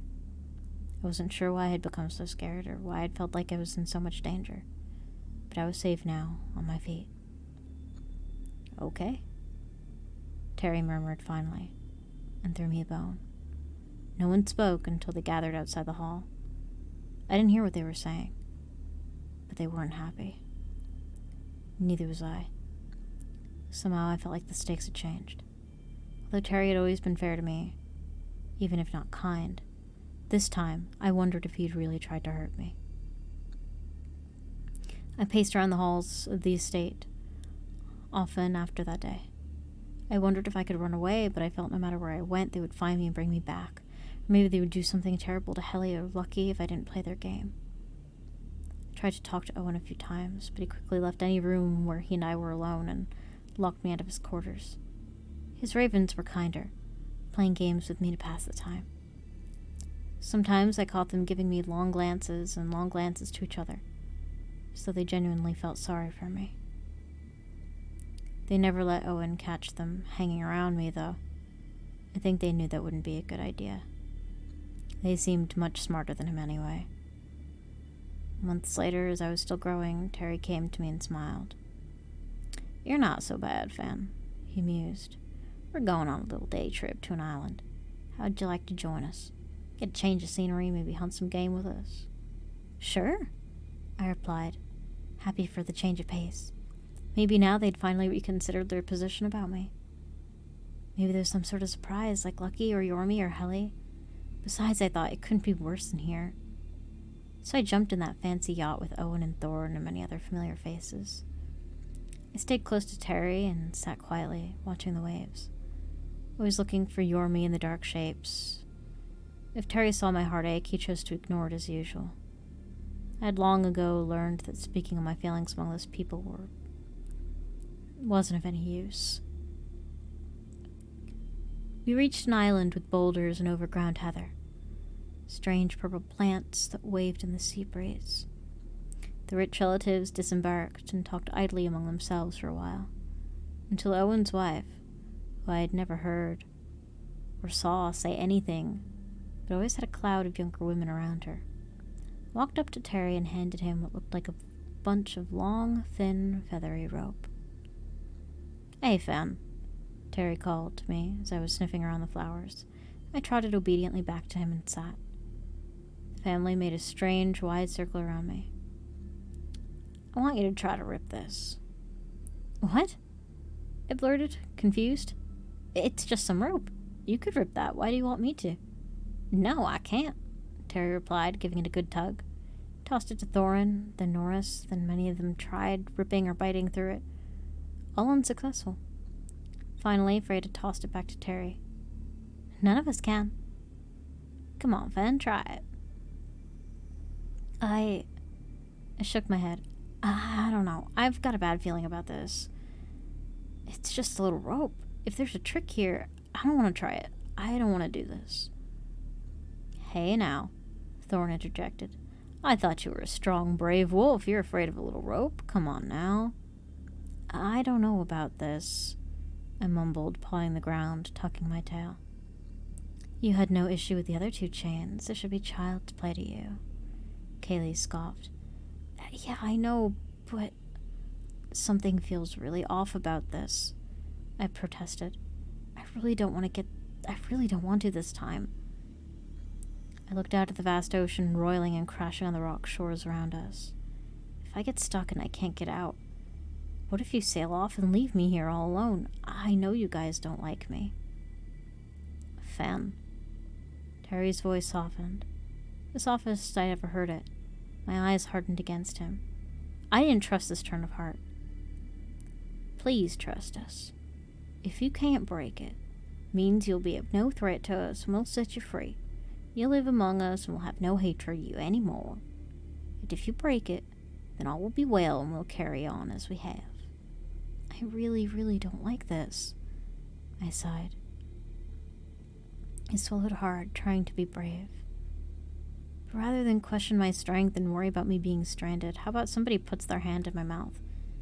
And if this is just the usual game and everything's cool and I'm gonna be okay, I won't bite down. Not even a little. The island was silent except for the whooshing wind and sloshing waves, until Terry stepped forward and offered his right hand. I placed my jaws gently around it. As the ropes were fastened around me, I closed my eyes, summoning my strength, unable to get rid of the doubt churning in my head. "Okay, boy," Terry murmured softly. "Go on." I gave a mighty kick, and to my horror I found the rope had no give, but rather became tighter. Again panic seized me, and I kicked and thrashed again, using all of my might, but it got tighter and tighter. My breath came in heavy, quick pants. My blood was electric with fear and adrenaline.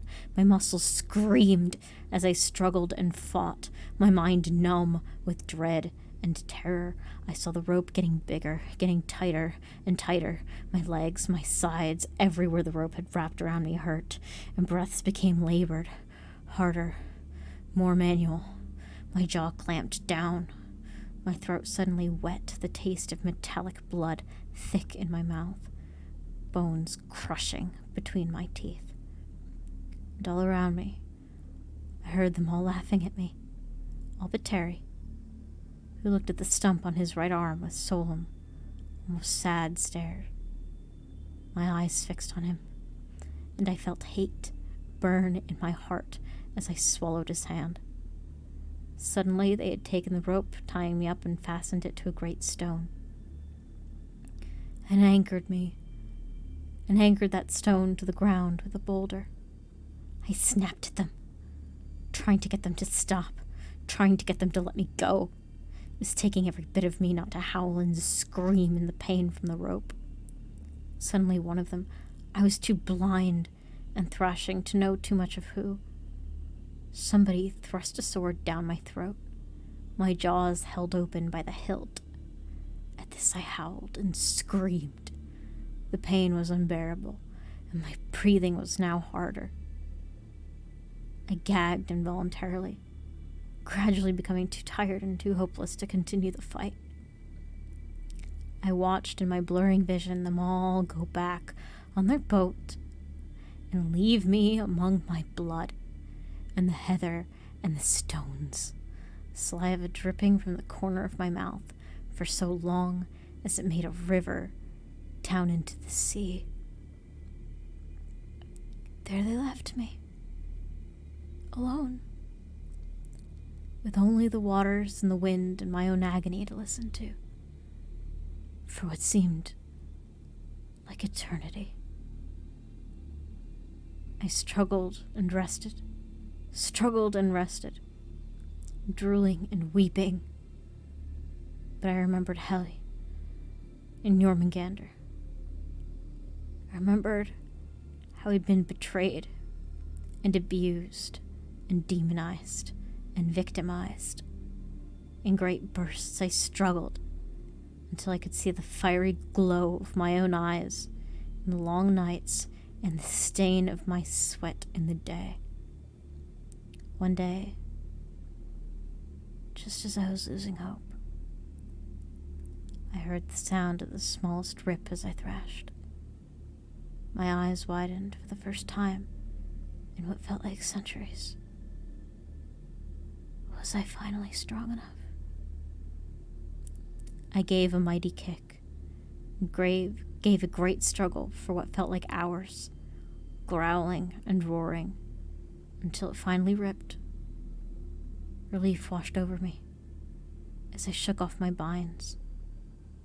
I moaned, panting, and washed myself off in the salt waters. The salt stung, but I was free. Finally free. I gazed out on the horizon, finally blinking my bleary eyes. The waters seemed even more violent than usual, as though something gigantic was restless within. Suddenly breaking the surface was a massive serpent, longer than my eyes could perceive, scales black and dull, but eyes bright and intelligent. "Yormi?" I rasped. "Hi, Ven," he whispered, giving a small smile. I guess he learned how to talk when he was down in the depths. "I missed you so much." I wept. "Me too." "Ready to go find Helly?" "Absolutely. Where are Owen and the others, and Lucky?" Jormungandr paused a long time and shook his head. "I don't know. That crazy lady said they were raising an army, but I don't know. Maybe we can find some place to just hide out, and maybe they'll forget about us?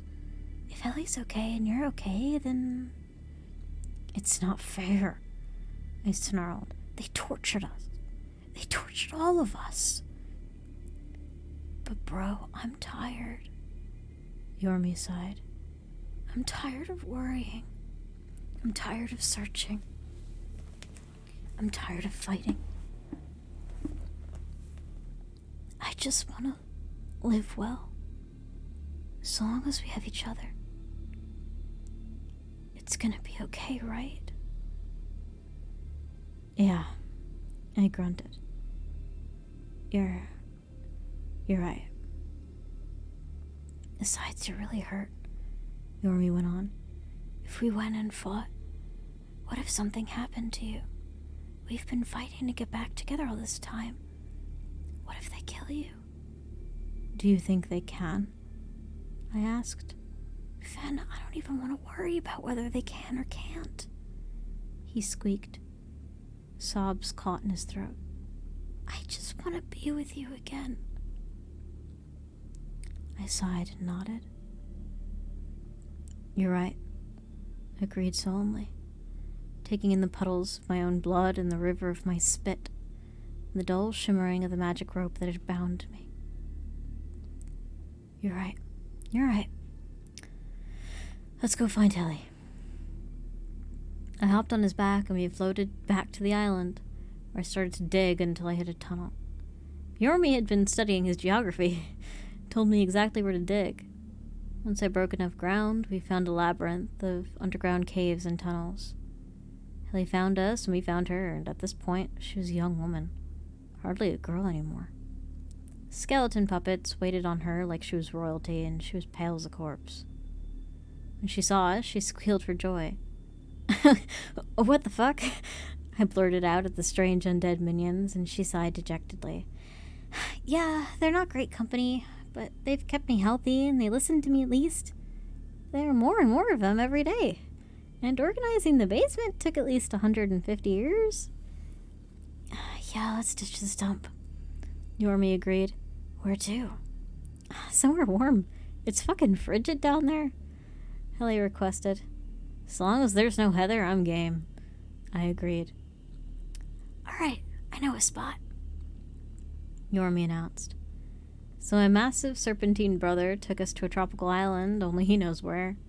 We built ourselves a little house and fished for our food. Took out a small wooden boat off to another island on the mainland, or off to an island or the mainland, or of wherever the heck we were, to buy some food. The three of us started a life. Until one day, the moon passed over the sun and the sky turned red.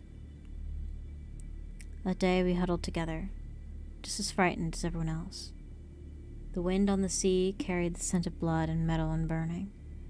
We hid in our house, trying to be small and quiet. Hel wept with fear, and Yormi curled up tightly. But I sat upright, guarding, fangs bared. Fuck that old lady, I growled. Fuck that old lady, they replied in unison. The wind howled outside, and I heard the shouts of war and violence, maybe from other islands or on the water. I didn't know where from. I smelt the sea, but amidst that saltiness and brine, I smelt death. Bad smoke, blood, fear. I felt a pull, like if I wanted my revenge, I would get it now. I imagined myself swallowing up Owen, just as he feared I would, of setting their whole world ablaze, of making Helly queen of everything, and letting Yormi wash over their fancy houses with the ocean tides. I just want us to be together forever, Helly sobbed. Me too, Yormi whispered. Hate and anger and grief burned in my heart. The feeling of watching Yormi get yeeted into the frothy black currents, of the horrified screams of Helly as the basement door locked, of Lucky's sad scratch behind my ears before he let us go. I felt agony and rage, like I was tied up in that rope all over again. I took a breath and felt Helly and Yormi under my belly, clinging to me, weeping and frightened, traumatized as I was. I closed my blazing eyes. All that I wanted, I realized, I already had. They won't take it from us, I vowed, and set my weight down on my heels, covering my siblings with my fur, even as my scars stung, and the dark world pierced its cold into our bones. They have nothing we need. We remained still, shivering, weeping in the darkness, but not even moving an inch to get up. After what felt like forever, the sun peeked out again, covering the waves with glitter and bringing warmth to our cold, terrified forms again. Somehow we knew we'd never see Owen or Lucky ever again. We had each other. That was enough for us. And Helly had a tan, and Normie had a favorite basking spot, and I had a whole beach to roll around in and frolic through without a care in the world. Without a leash in sight.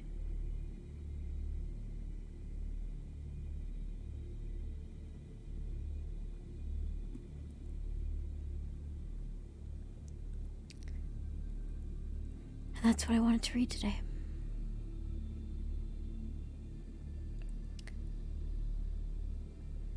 And I hope it reaches the ears that I need it to.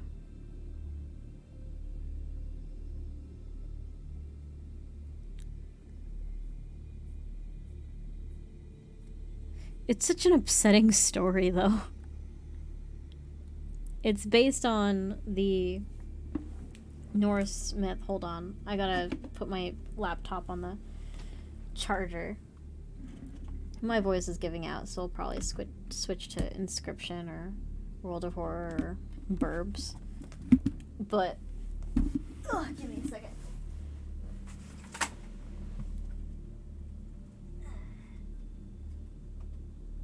Don't die on me, bitch. Thank you.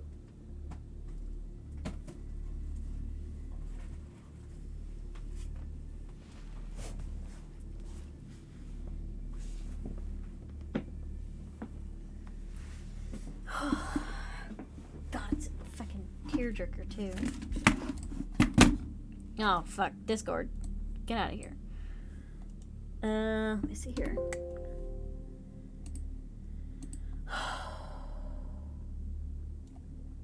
You'll try not to? Try not to what? How long ago was that sent?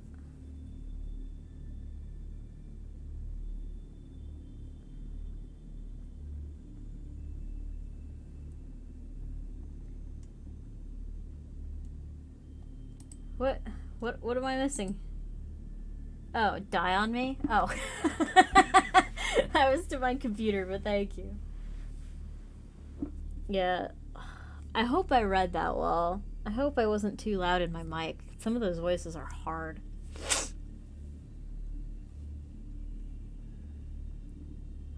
I missed these so much. We're gonna start reading stories every week again. Well, next week is close to St. Patrick's Day, so I'll bring out the Irish shit too. I still have all my books of spooky stories. Like, they're still all here. I've got sea ones. I've got from Ireland. I could probably go and check and see if there's new shit posted on websites that definitely don't exist and the FBI totally doesn't need to know about. So long as you enjoy these too, like, you won't get tired of my voice, will you? That's an obscure FNAF reference. I mean, if you guys are tired of my voice by now, I don't know what the fuck to tell you.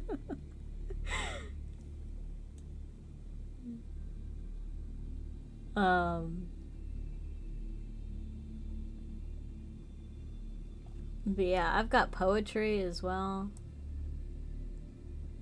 Actually, there's one more thing I want to read before we switch. Give me a second.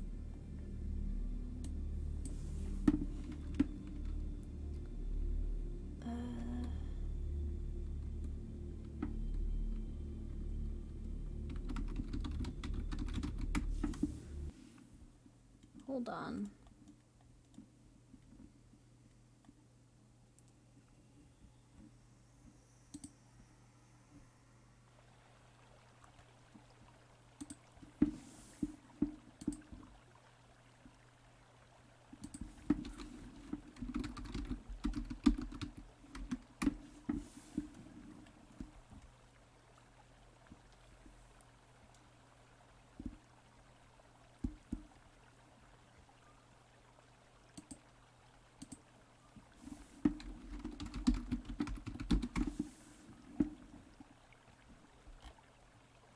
Does it exist? Oh, shit.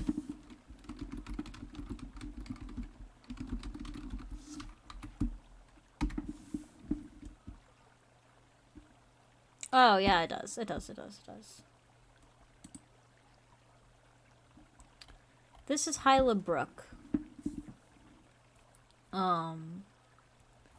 Written by Robert Frost, who I think is one of my favorite poets. Not like there are many favorite poets of mine to choose from. By June our brooks run out of song and speed. Sought for much of that will be found, either to have gone groping underground and taken with it all the Hyla breed that shouted in the mist a month ago, a ghost of sleigh bells and a ghost of snow, or flourished and come up in jewelweed, weak foliage that is blown upon and bent. Even against the way its waters went, its bed is left a faded paper sheet of dead leaves stuck together by the heat, a brook to none but who remember long. This as it will be seen is other far, than with brooks taken otherwhere in song. We love the things we love for what they are.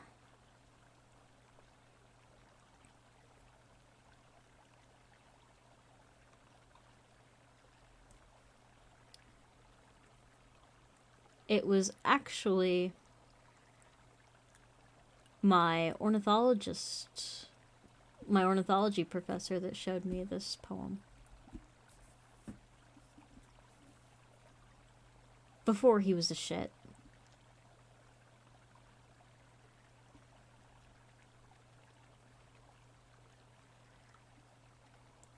He taught it to us when he was teaching us about what frogs live in this area. Hyla is a genus of tree frogs.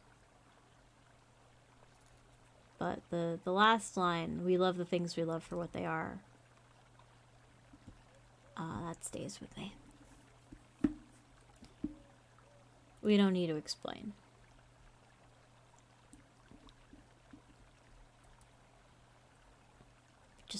We just do. But I say it is high time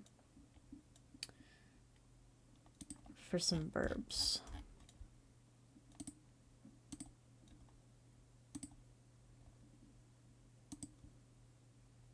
I'm gonna swap to your phone so you can lay down. That sounds perfect for burps. Alright, so let me get the Witchwood soundtrack up.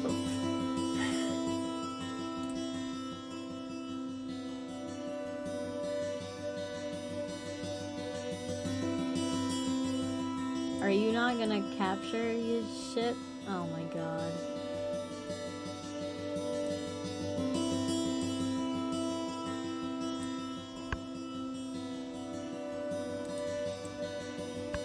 You're just gonna be awful, aren't you? Oh, you're gonna crash. Oh, that's good.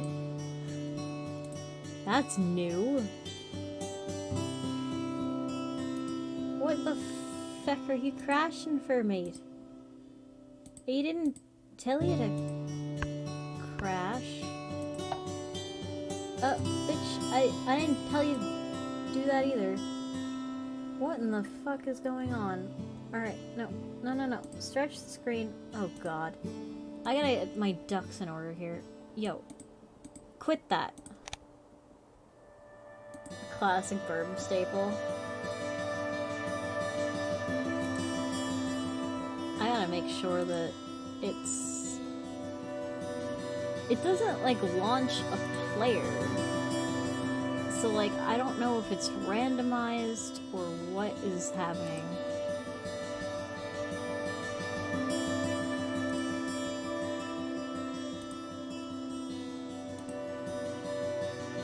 guess it's fine. It's hell loud. Okay, there we go. Okay, everyone can see? Good shit, dog. I turned up the difficulty, so I actually lose sometimes. Apparently I was playing on easy. Whoops. Alright, if we're gonna do that in one row, we're gonna try to do in forest, because food is like always a limiting factor. You're not gonna make that easy for me, are you?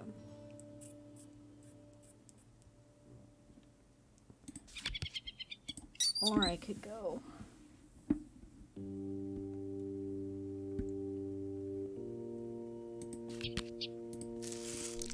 I can make this work.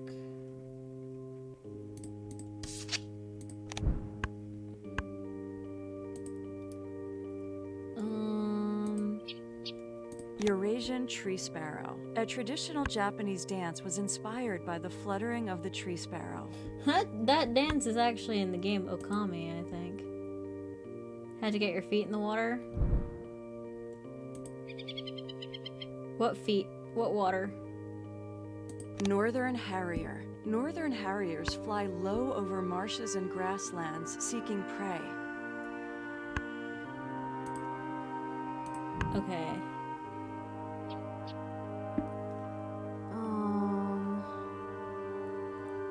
The chipping sparrow is gonna be a dick.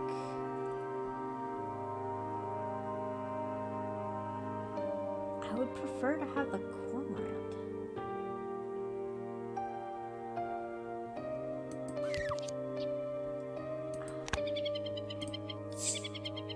Alright, at least we start tucking.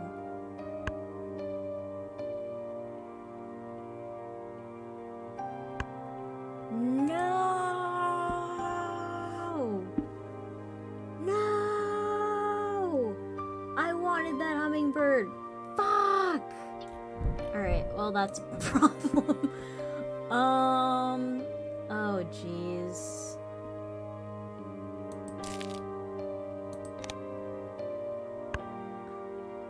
The easy water? That's true. Because this game was fucking crazy on the outset here. This isn't going so well for me. Oh yeah, that's the feckin' bullshit you stole from me, bitch. I don't have eggs, motherfucker.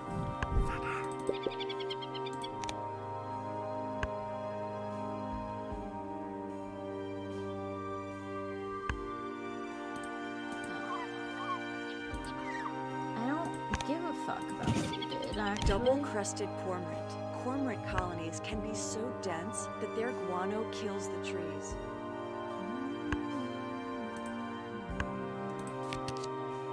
Long-tailed tit. Yeah, okay. You're very cute, but you're not helpful.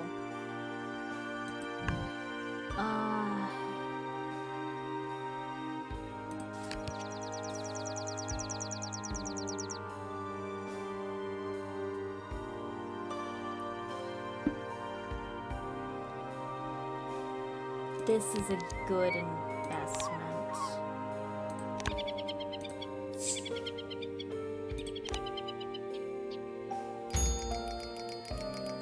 Yeah, it's gonna be tied.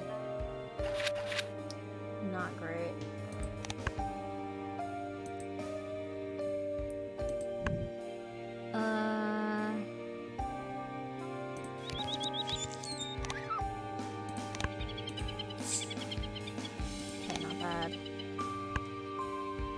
What I do need to do,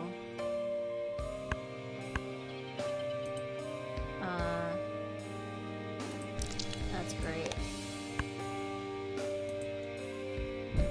I need to lay eggs. The shitty thing is,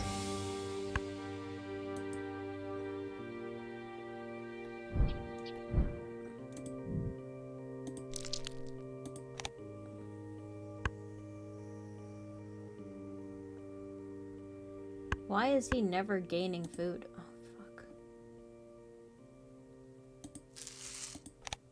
Okay. Tuck.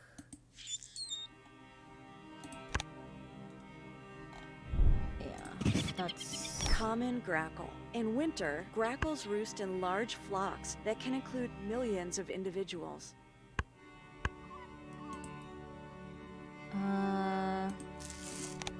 Need more of this. I need more of these. Probably should have gotten fish. I don't want you.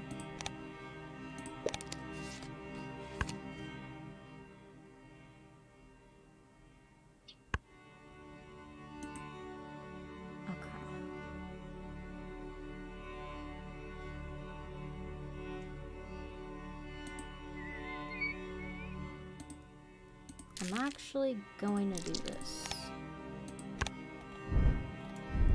Nope, I don't even need to. European honey buzzard. This species possesses long toes and claws to rake and excavate wasp nests. Okay, that's fine. Okay, I hopefully have enough.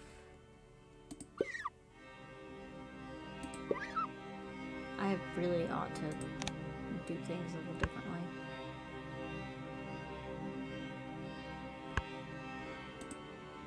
Oh, well, fucking finally.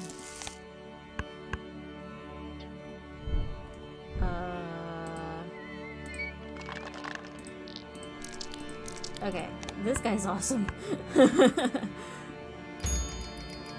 Please let me... Oh, fuck. Alright, this is fine.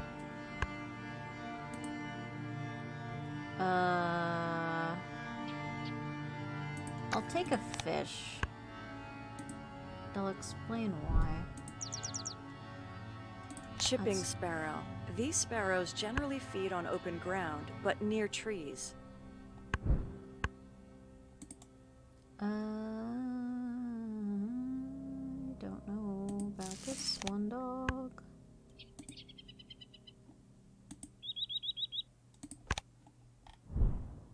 I thankfully have a lot of eggs. Eurasian nuthatch. These birds will often recycle old woodpecker holes as nesting sites.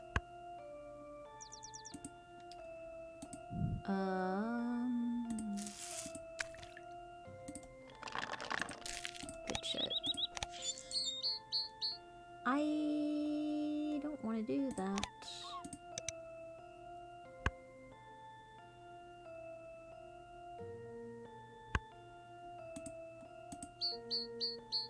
I fucking don't mean to be doing that. Oh.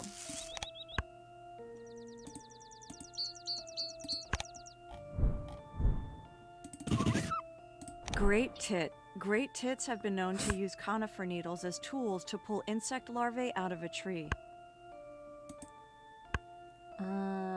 Yes. Oh, well, that's convenient. I said super sarcastically.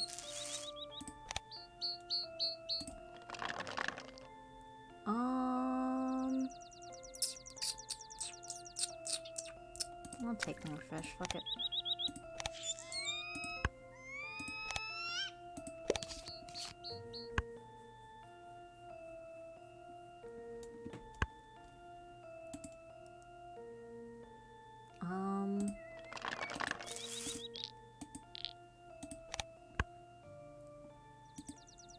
Alright, I need something else to get me through this summertime kind. No! I want you though. I love you.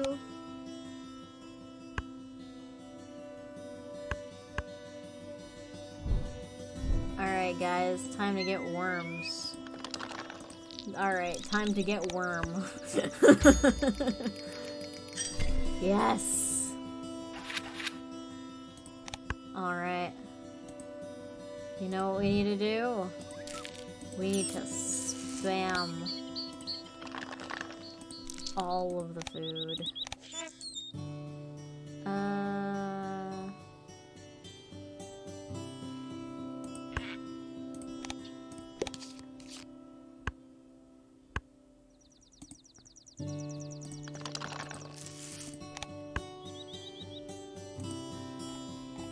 Okay, I'm actually going to... Trumpeter swan. Weighing over 20 pounds, trumpeter swans are the heaviest bird in North America.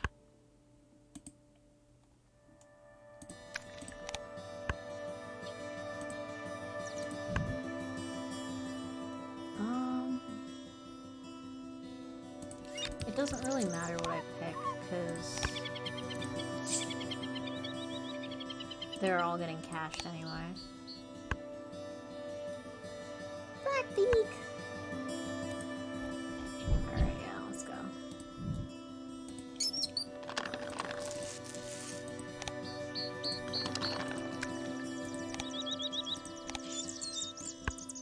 Yep.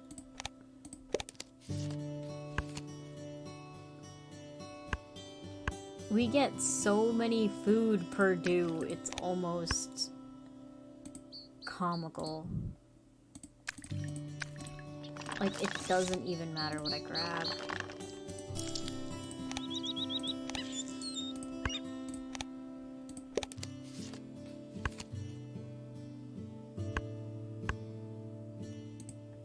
Sure. Give me a berry, fuck it.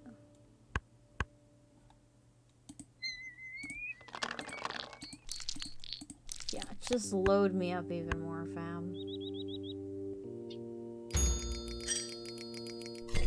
25!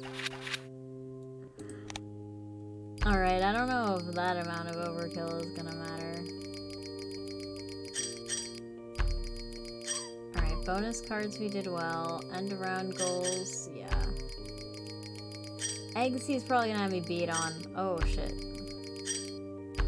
Food. Tucked cards I should be... Wow, okay. Eggs matter. That's rough. I was proud of that, though. Okay, so I need food.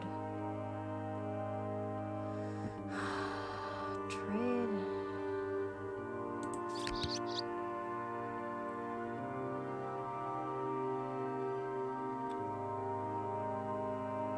Oh, boy.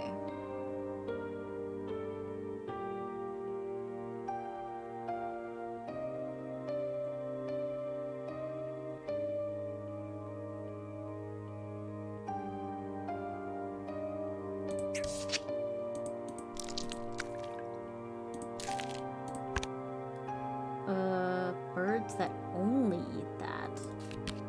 No, we'll go elsewhere.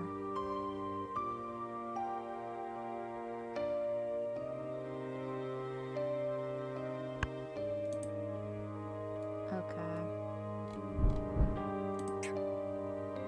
That's Green heron. Green herons drop insects and other objects onto the water to attract fish.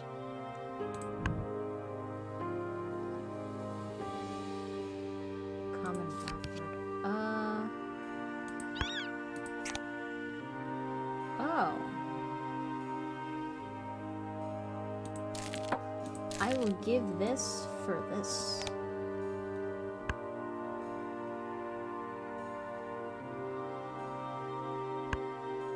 I should have done that different, but it's okay. I can't do what I'm trying to do. Fuck! Okay. Oh, that changes things. Oh, that changes things. Oh, fuck. Okay.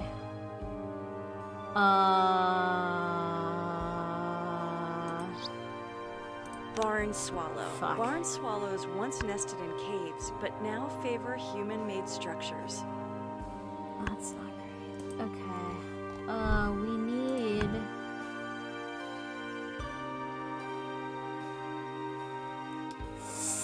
That's not gonna help with food.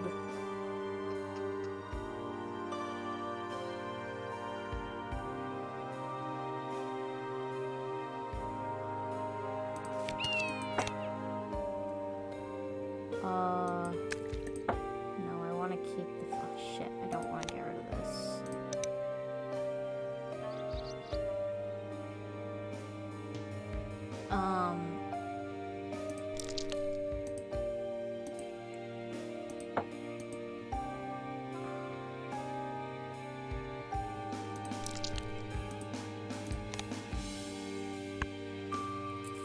hate it.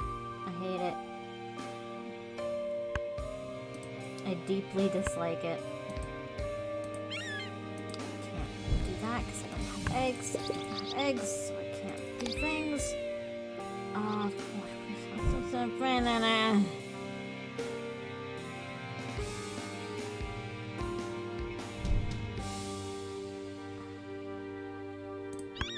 don't really want that. I may play this bird on top of another bird. Discard any. It becomes a tug card. Okay. But you just need a rat. That's doable. I can do that.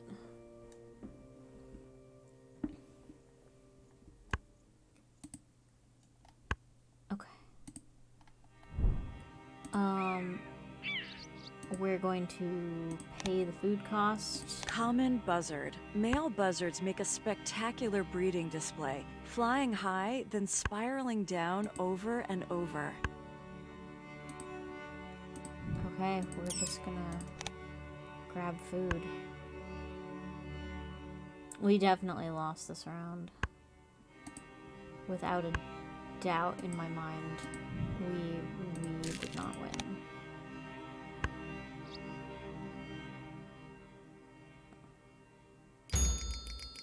Yeah, he's gonna, yeah. But we are ahead in other... This counts as a white power? I'm actually surprised by that. Oh, carrion crow.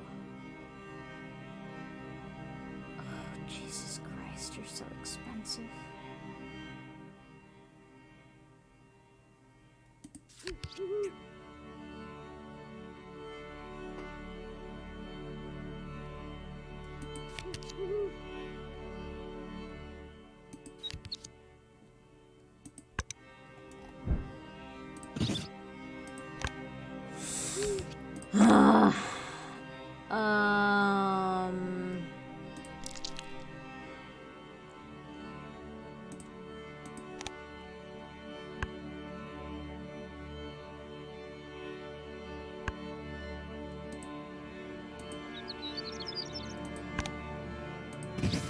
Horned lark.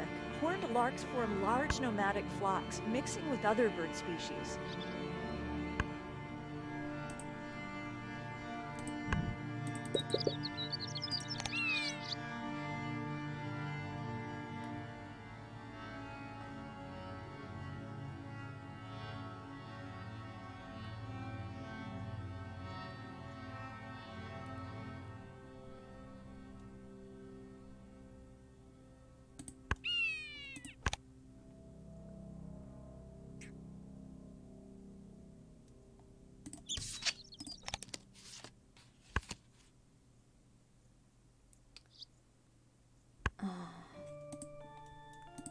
I might live long enough to regret that.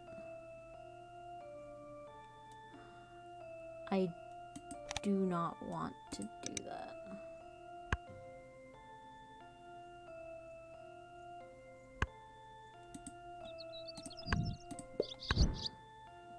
I'm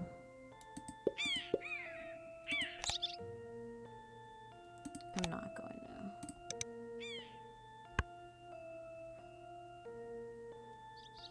I need to get more food.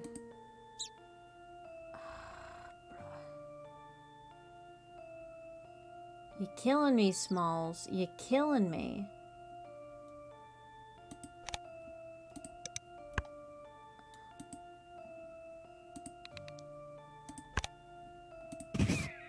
Red cockaded woodpecker. This bird is in danger due to habitat loss. There may be fewer than 10,000. For each column that contains birds with 3 different power colors. Oh, that's not gonna do well for me.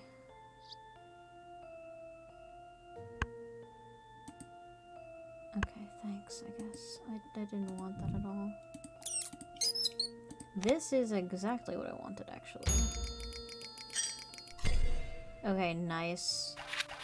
We had a decisive lead there. I'm hoping to end this man's whole career. Great horned owl.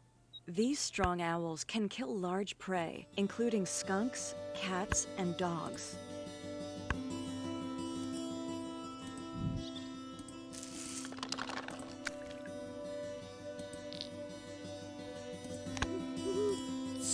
Well, almost everything is going to be under 100.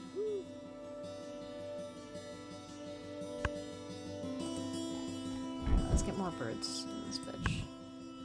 Yes, please. I will give a wheat for a worm. Shit, I misunderstood what I was... No, I was right.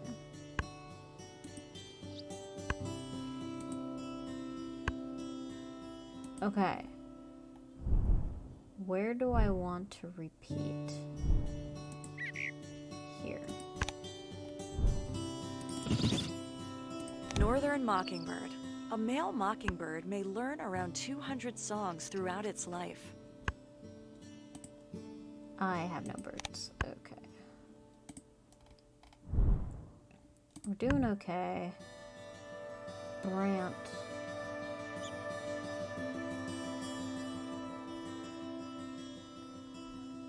Draw the 3. It is a white power. That sounded wrong.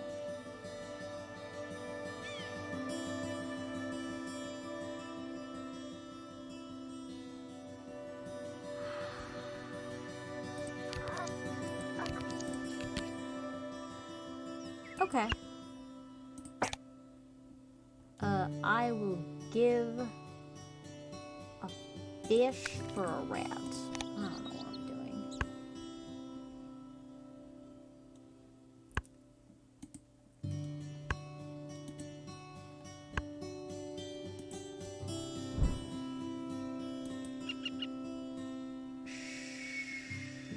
Sure.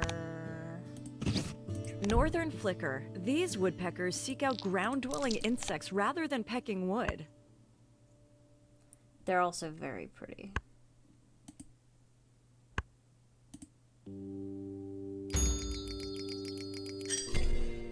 Okay, I have him beat there. It's gonna be hard for him to find white powers, because they're not super common. This Cooper's hawk could do... The American white pelican is much better. Why not both?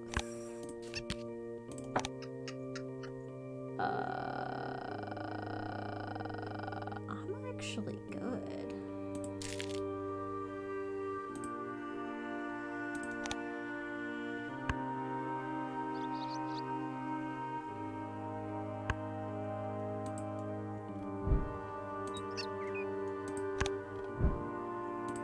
Although eggs are Cooper's hawk. an issue. Cooper's hawks hunt forest birds and mammals with great stealth.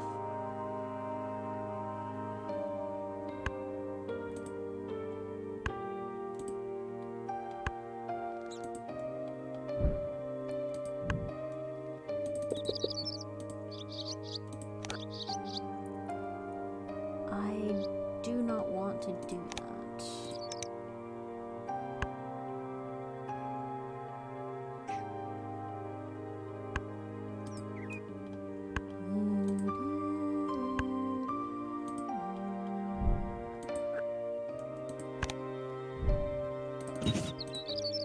American white pelican. Pelicans work together to herd fish and then scoop them up.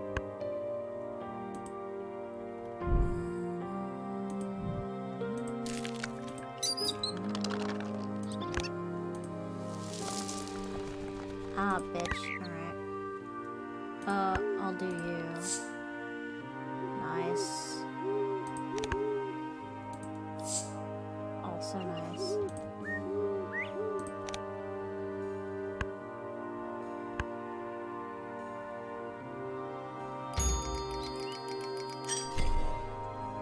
shit. God damn it.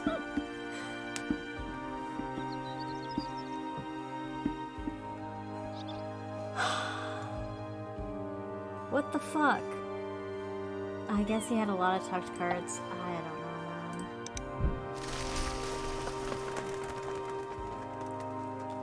Okay, we need bunchy eggs, field eggs, and then, okay.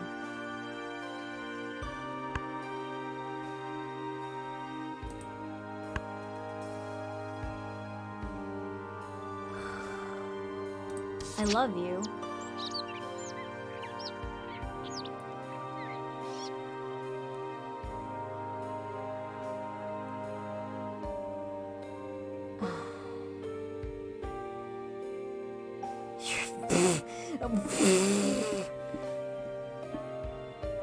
Fuck. Fuck.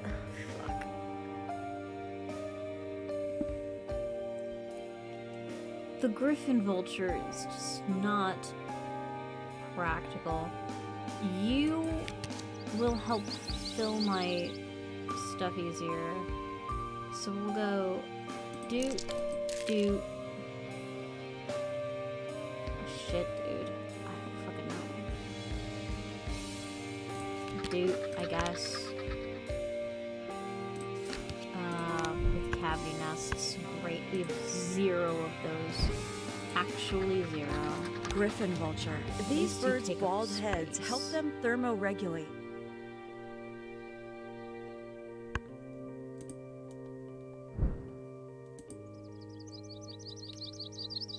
Oh, I would so prefer if you didn't. Can we...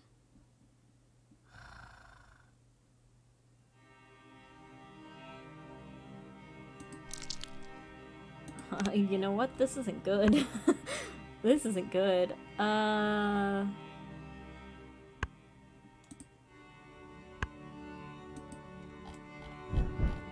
we need to recalculate here. Round end.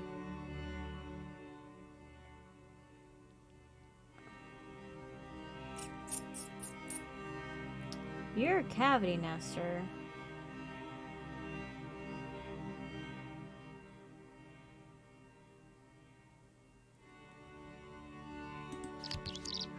Sure.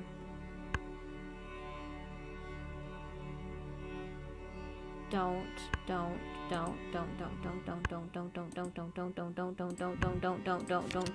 Thank you. Okay. Well, we're gonna have fuck all. Ruby-throated hummingbird. Hummingbirds feed on nectar, but they also eat many small insects. Okay. You want it from the feeder.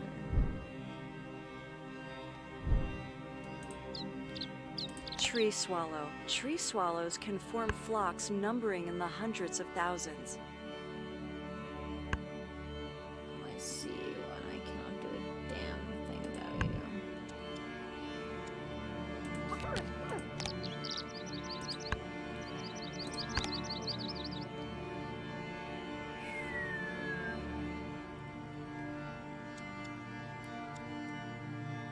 That's a practical choice.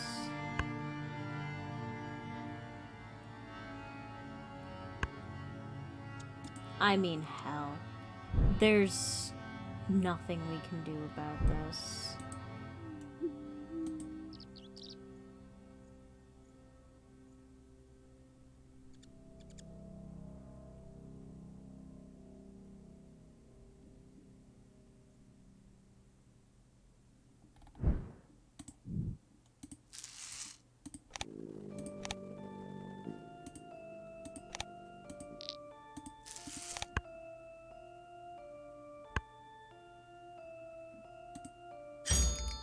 Yeah. Oh, that's rough. Okay. Oh my god. This is This is fucked. I don't have enough eggs. Fuck.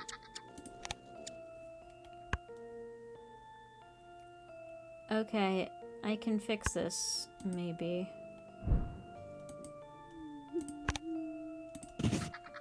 Greater prairie chicken. One subspecies Oh, of this man. bird went extinct in 1932, and a Texas form is endangered.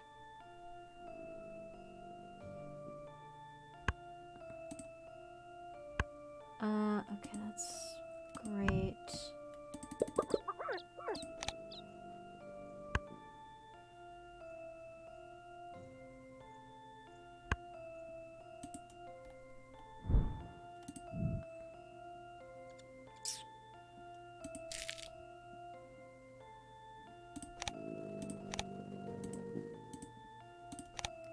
I'm getting that, thank you very much.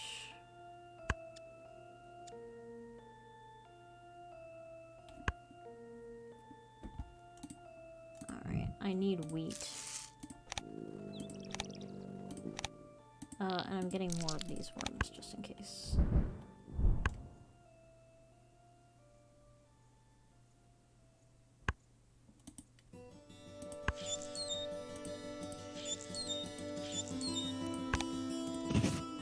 Common grackle. In winter, grackles roost in large flocks that can include millions of individuals. Oh boy.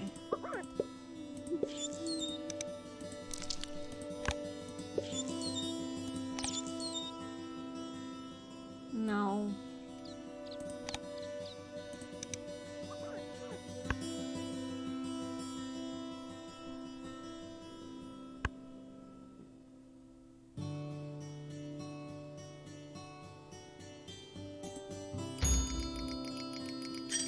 Okay. Things are looking better.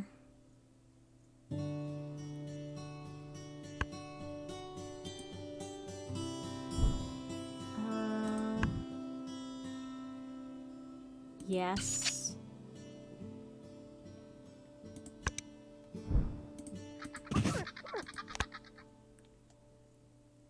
And yes.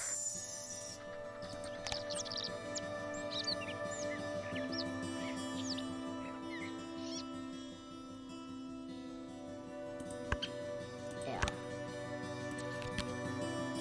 Okay.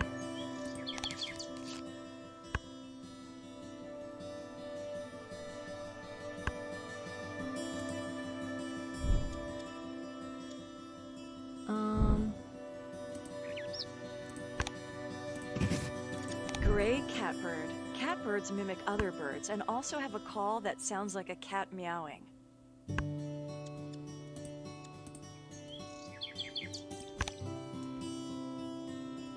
Don't crash.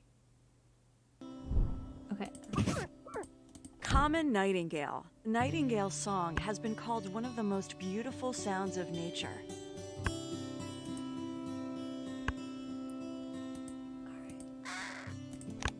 That is the saddest American crow I've ever heard. They couldn't find a better... American crow. These intelligent birds steal eggs and food from other birds and cache food for later.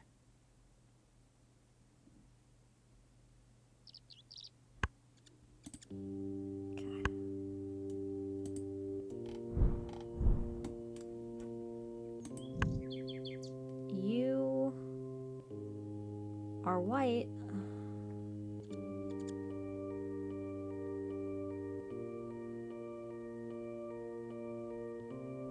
You are technically white.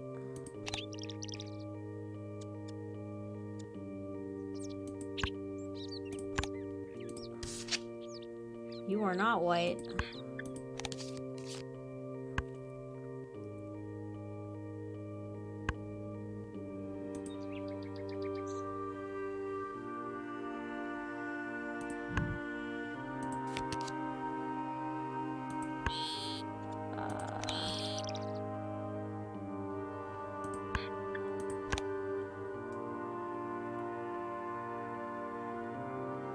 I would need 3 in my... Fuck. it.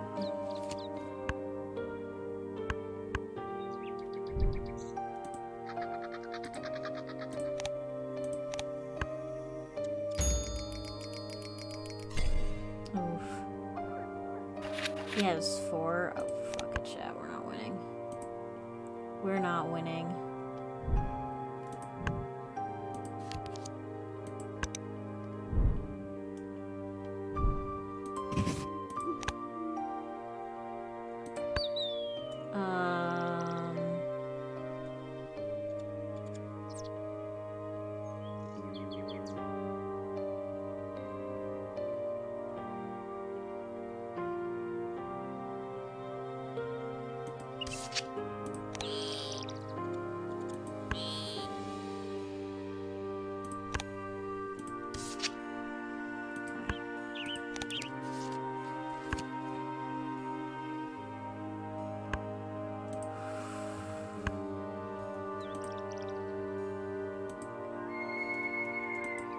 I don't have enough eggs. Oh, fucking hell. I can't. I literally cannot afford to.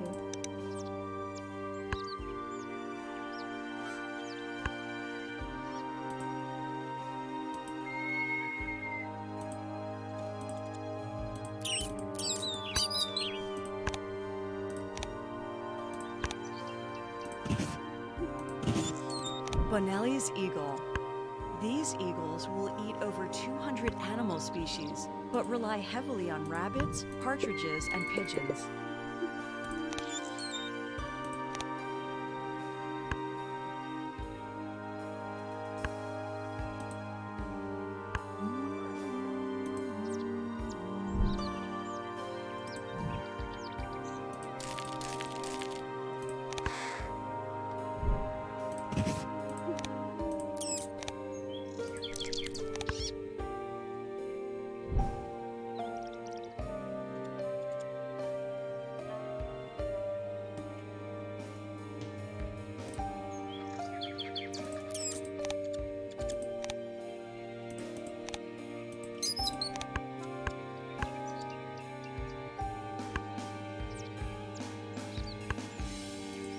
Alright, at least food's not a problem.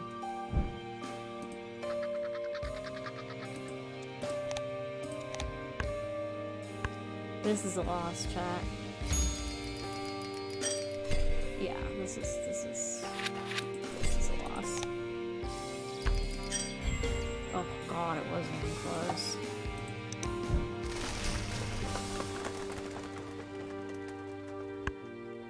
To be fair, that wasn't great. Filled columns. Alright. Expensive birds.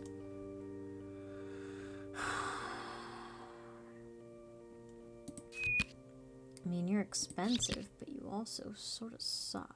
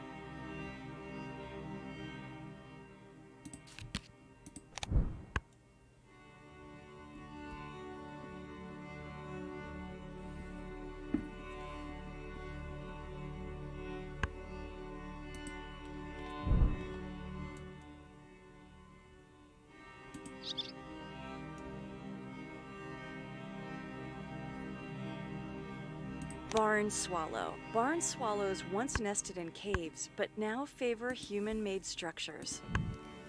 Let's see here.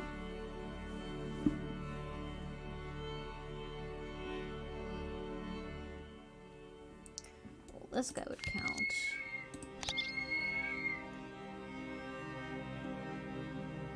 You're helpful, but the wood deck is expensive for not a lot. Okay. you're expensive for much less. Well, no, you're not expensive for about the same.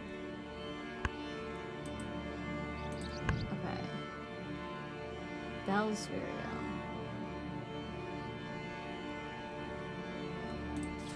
Yeah, I could go with a different bonus. I also don't really want to get rid of you.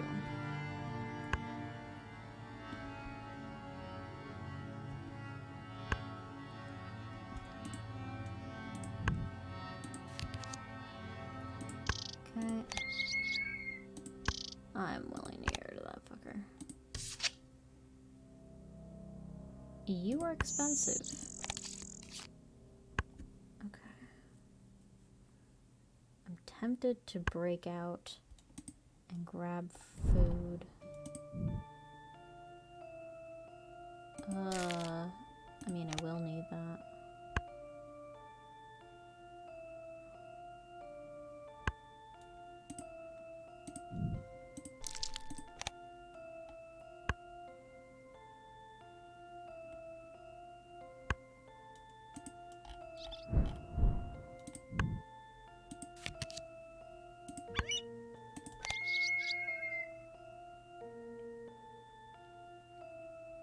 I don't have a lot of cluster nests, and I don't have a lot of incentive to get any.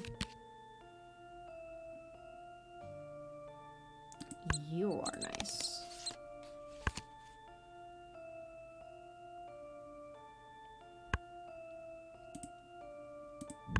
Alright, let me grab the nut. This guy, just to get rid of him.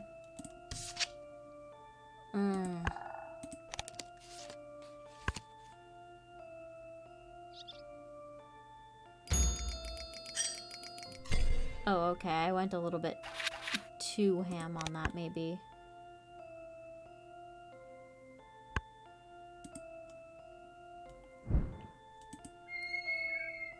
Okay, well. You're worth 7. Worth more than 4. You're not super helpful. I don't really want you. You require tuckage.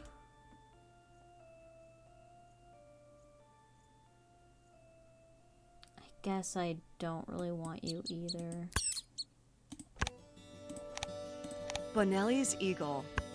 These eagles will eat over 200 animal species, but rely heavily on rabbits, partridges, and pigeons.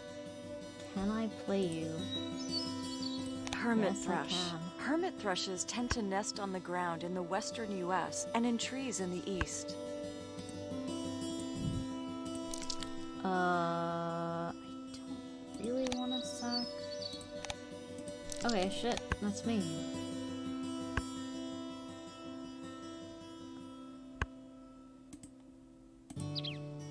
I don't have enough eggs. Oh, fucking shit.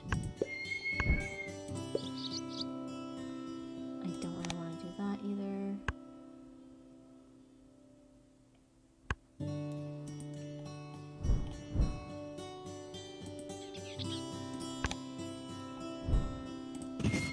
Bell's Vireo. John Graham Bell taught taxidermy to future U.S. President Theodore Roosevelt.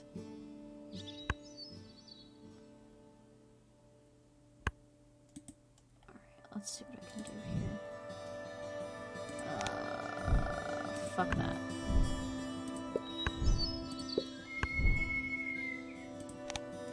Okay, so we have one just in case. Okay.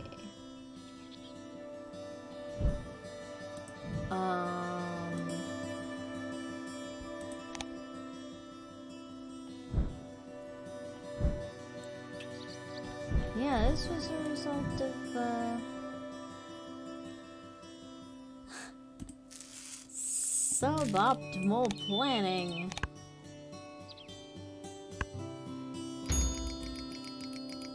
Oh, thank fuck we're both tied. Shit, dude.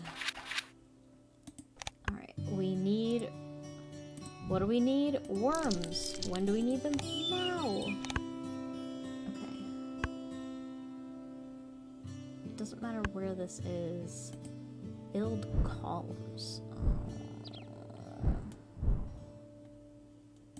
But this will let us get more food faster, so it's fine. Blue-winged warbler. This warbler especially likes to nest on the edges between forest and fields. Okay. I'm gonna grab these just in case. We definitely know we're just giving the other person food now, which is not ideal. You can live anywhere. That's great. You can't.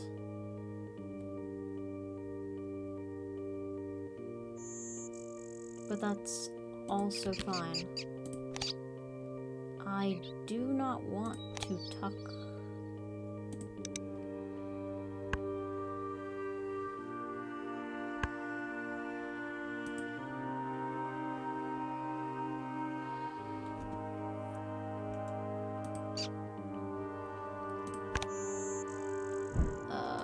I am running out of eggs. Black tern. These terns build floating nests out of marsh plants.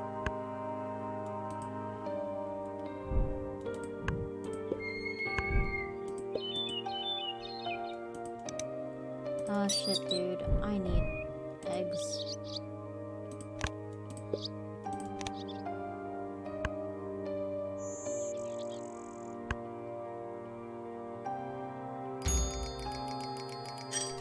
Nice.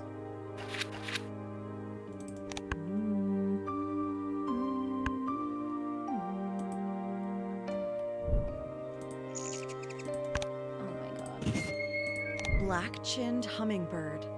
To display, males of this species will fly up to 30 meters, then dive, reaching speeds near 100 kilometers per hour. Sure. I will take it. Draw a card if I do discard one. Yeah, I'll do that.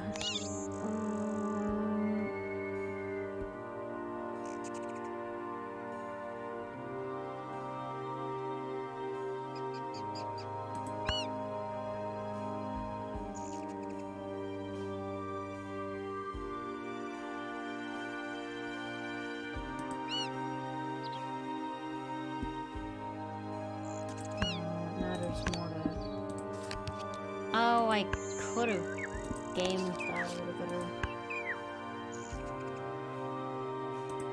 Okay, whatever, it's fine. Oh, I need food. I don't have food.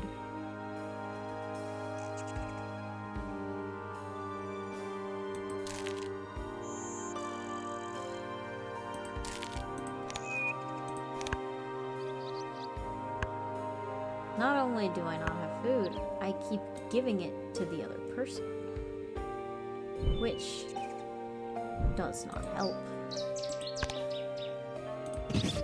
Seti's warbler. These birds often hide in deep brush, but reveal themselves with a loud song.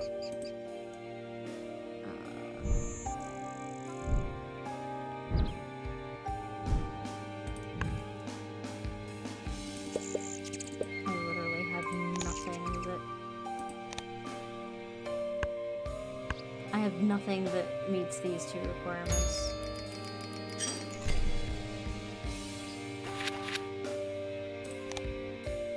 I'm pretty sure this is a lot. Really?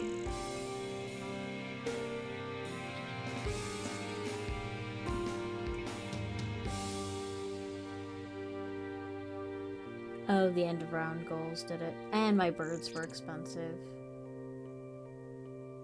And I tucked a lot of cards. It was pretty tight, though. Alright, one more and I'll let y'all sleep. Birds with no eggs. Oh, that's easy.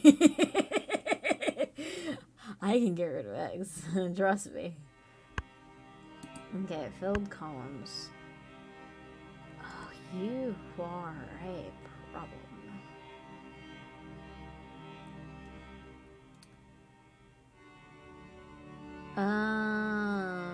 Okay. Pay its normal cost. You go doot, doot, doot. And we've got something going. The bullfinch is hella tempting.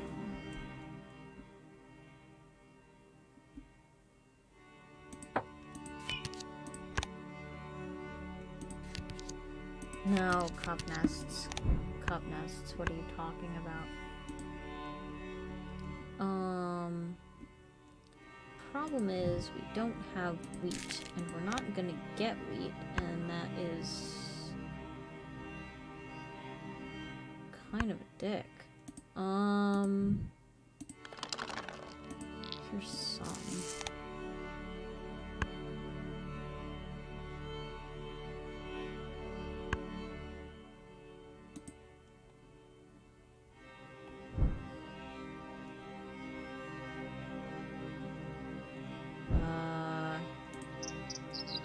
Blue throat, the species name Svekika, comes from the male's colors matching the Swedish flag.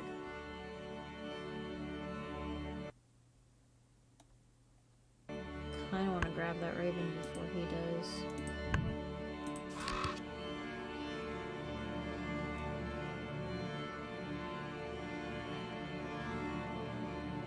Although that could be good too.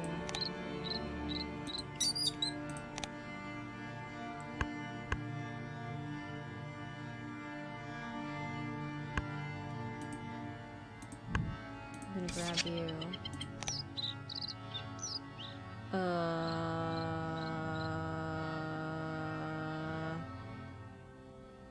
Who's my problem child? I need wheat.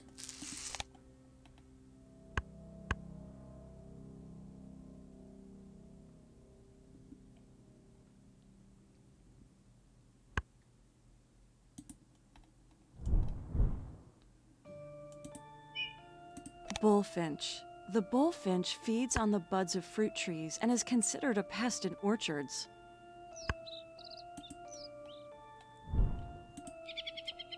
Northern harrier. Northern harriers fly low over marshes and grasslands seeking prey.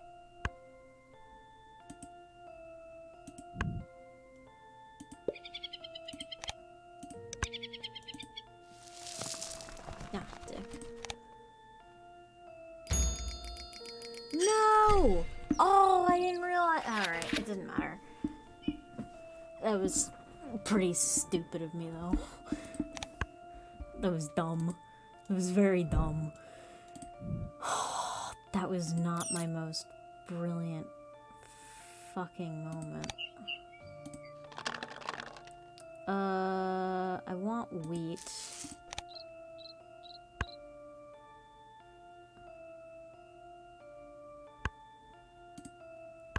Please be a water. No, you are not. Okay.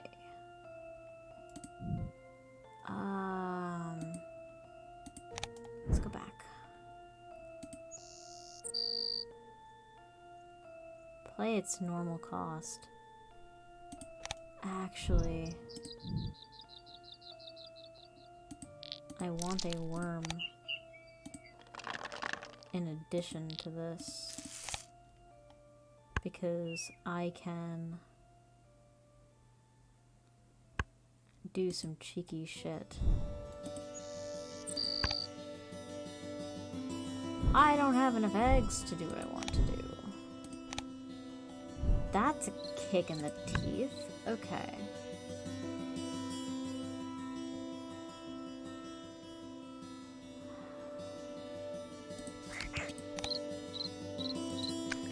Yeah, I guess that's...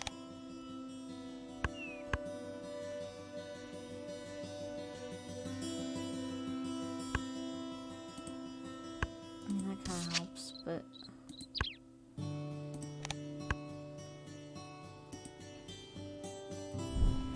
We need to lay eggs. What do we not need a ton of? We don't need this much wheat. Good shit.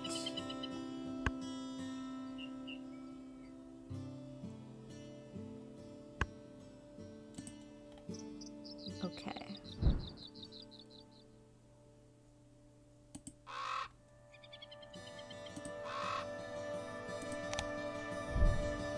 You're actually most suited for this spot. Common raven. Ravens are omnivores whose diet includes insects, rodents, eggs, birds, and carrion.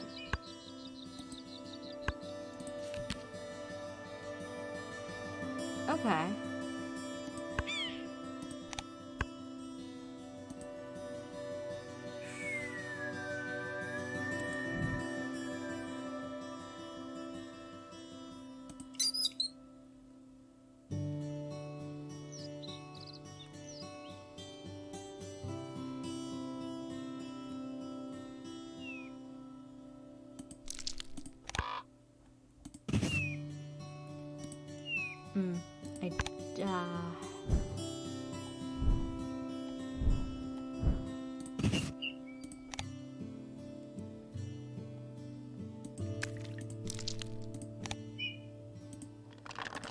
Oh, thank fuck.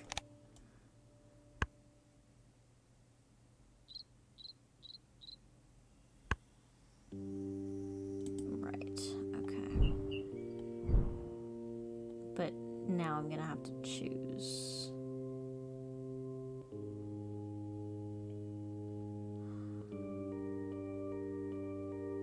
That sucks. I didn't manage this well.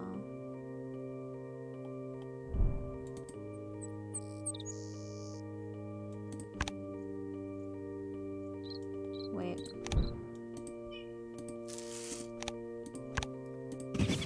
Savannah sparrow. This sparrow is named after both Savannah, Georgia, and Sandwich Sound, Alaska. I'm gonna need you sooner. Bell's vireo. John Graham Bell taught taxidermy to future U.S. President Theodore Roosevelt.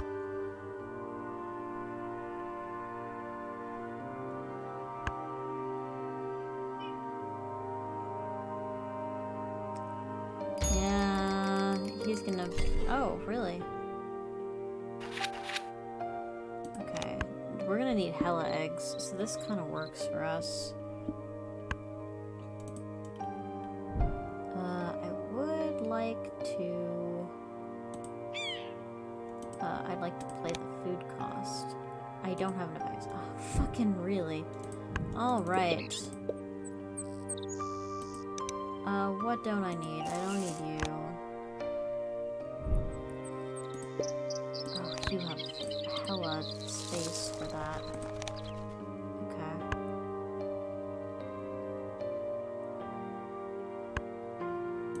It might be worth it to...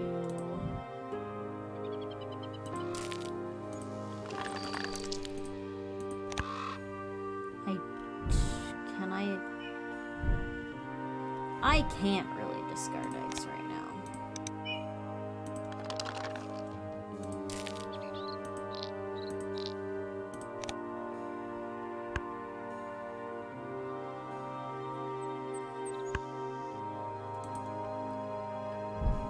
Can do. Pay your food cost. Common buzzard. Male buzzards make a spectacular breeding display, flying high, then spiraling down over and over.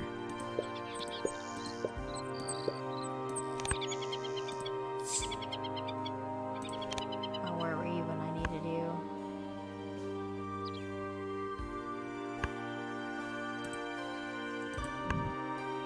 Oh, it's not number of eggs, it's number of birds. Oh, well, rip. It's fine.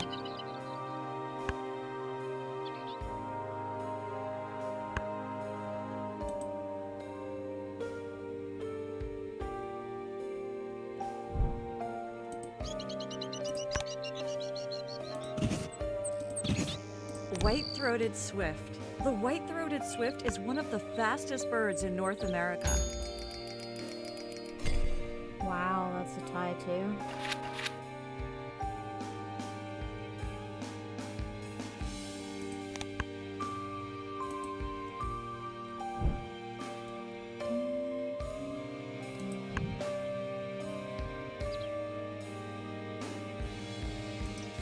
You have a brown power.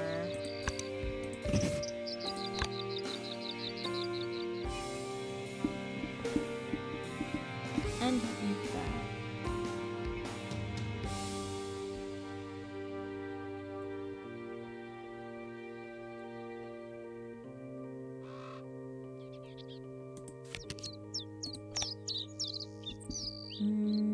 What do I need? I'll need that.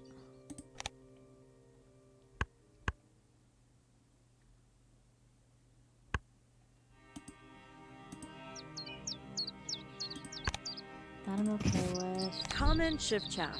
The chiffchaff's name comes from its song, said to announce the arrival of spring.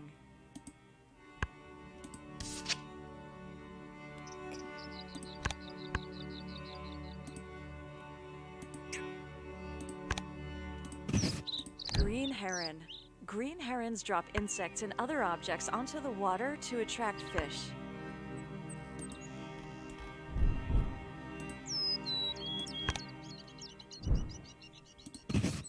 Carolina chickadee. Chickadees hide seeds and can remember thousands of hiding places.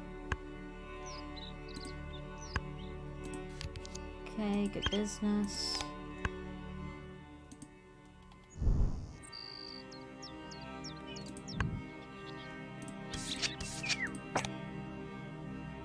Sure.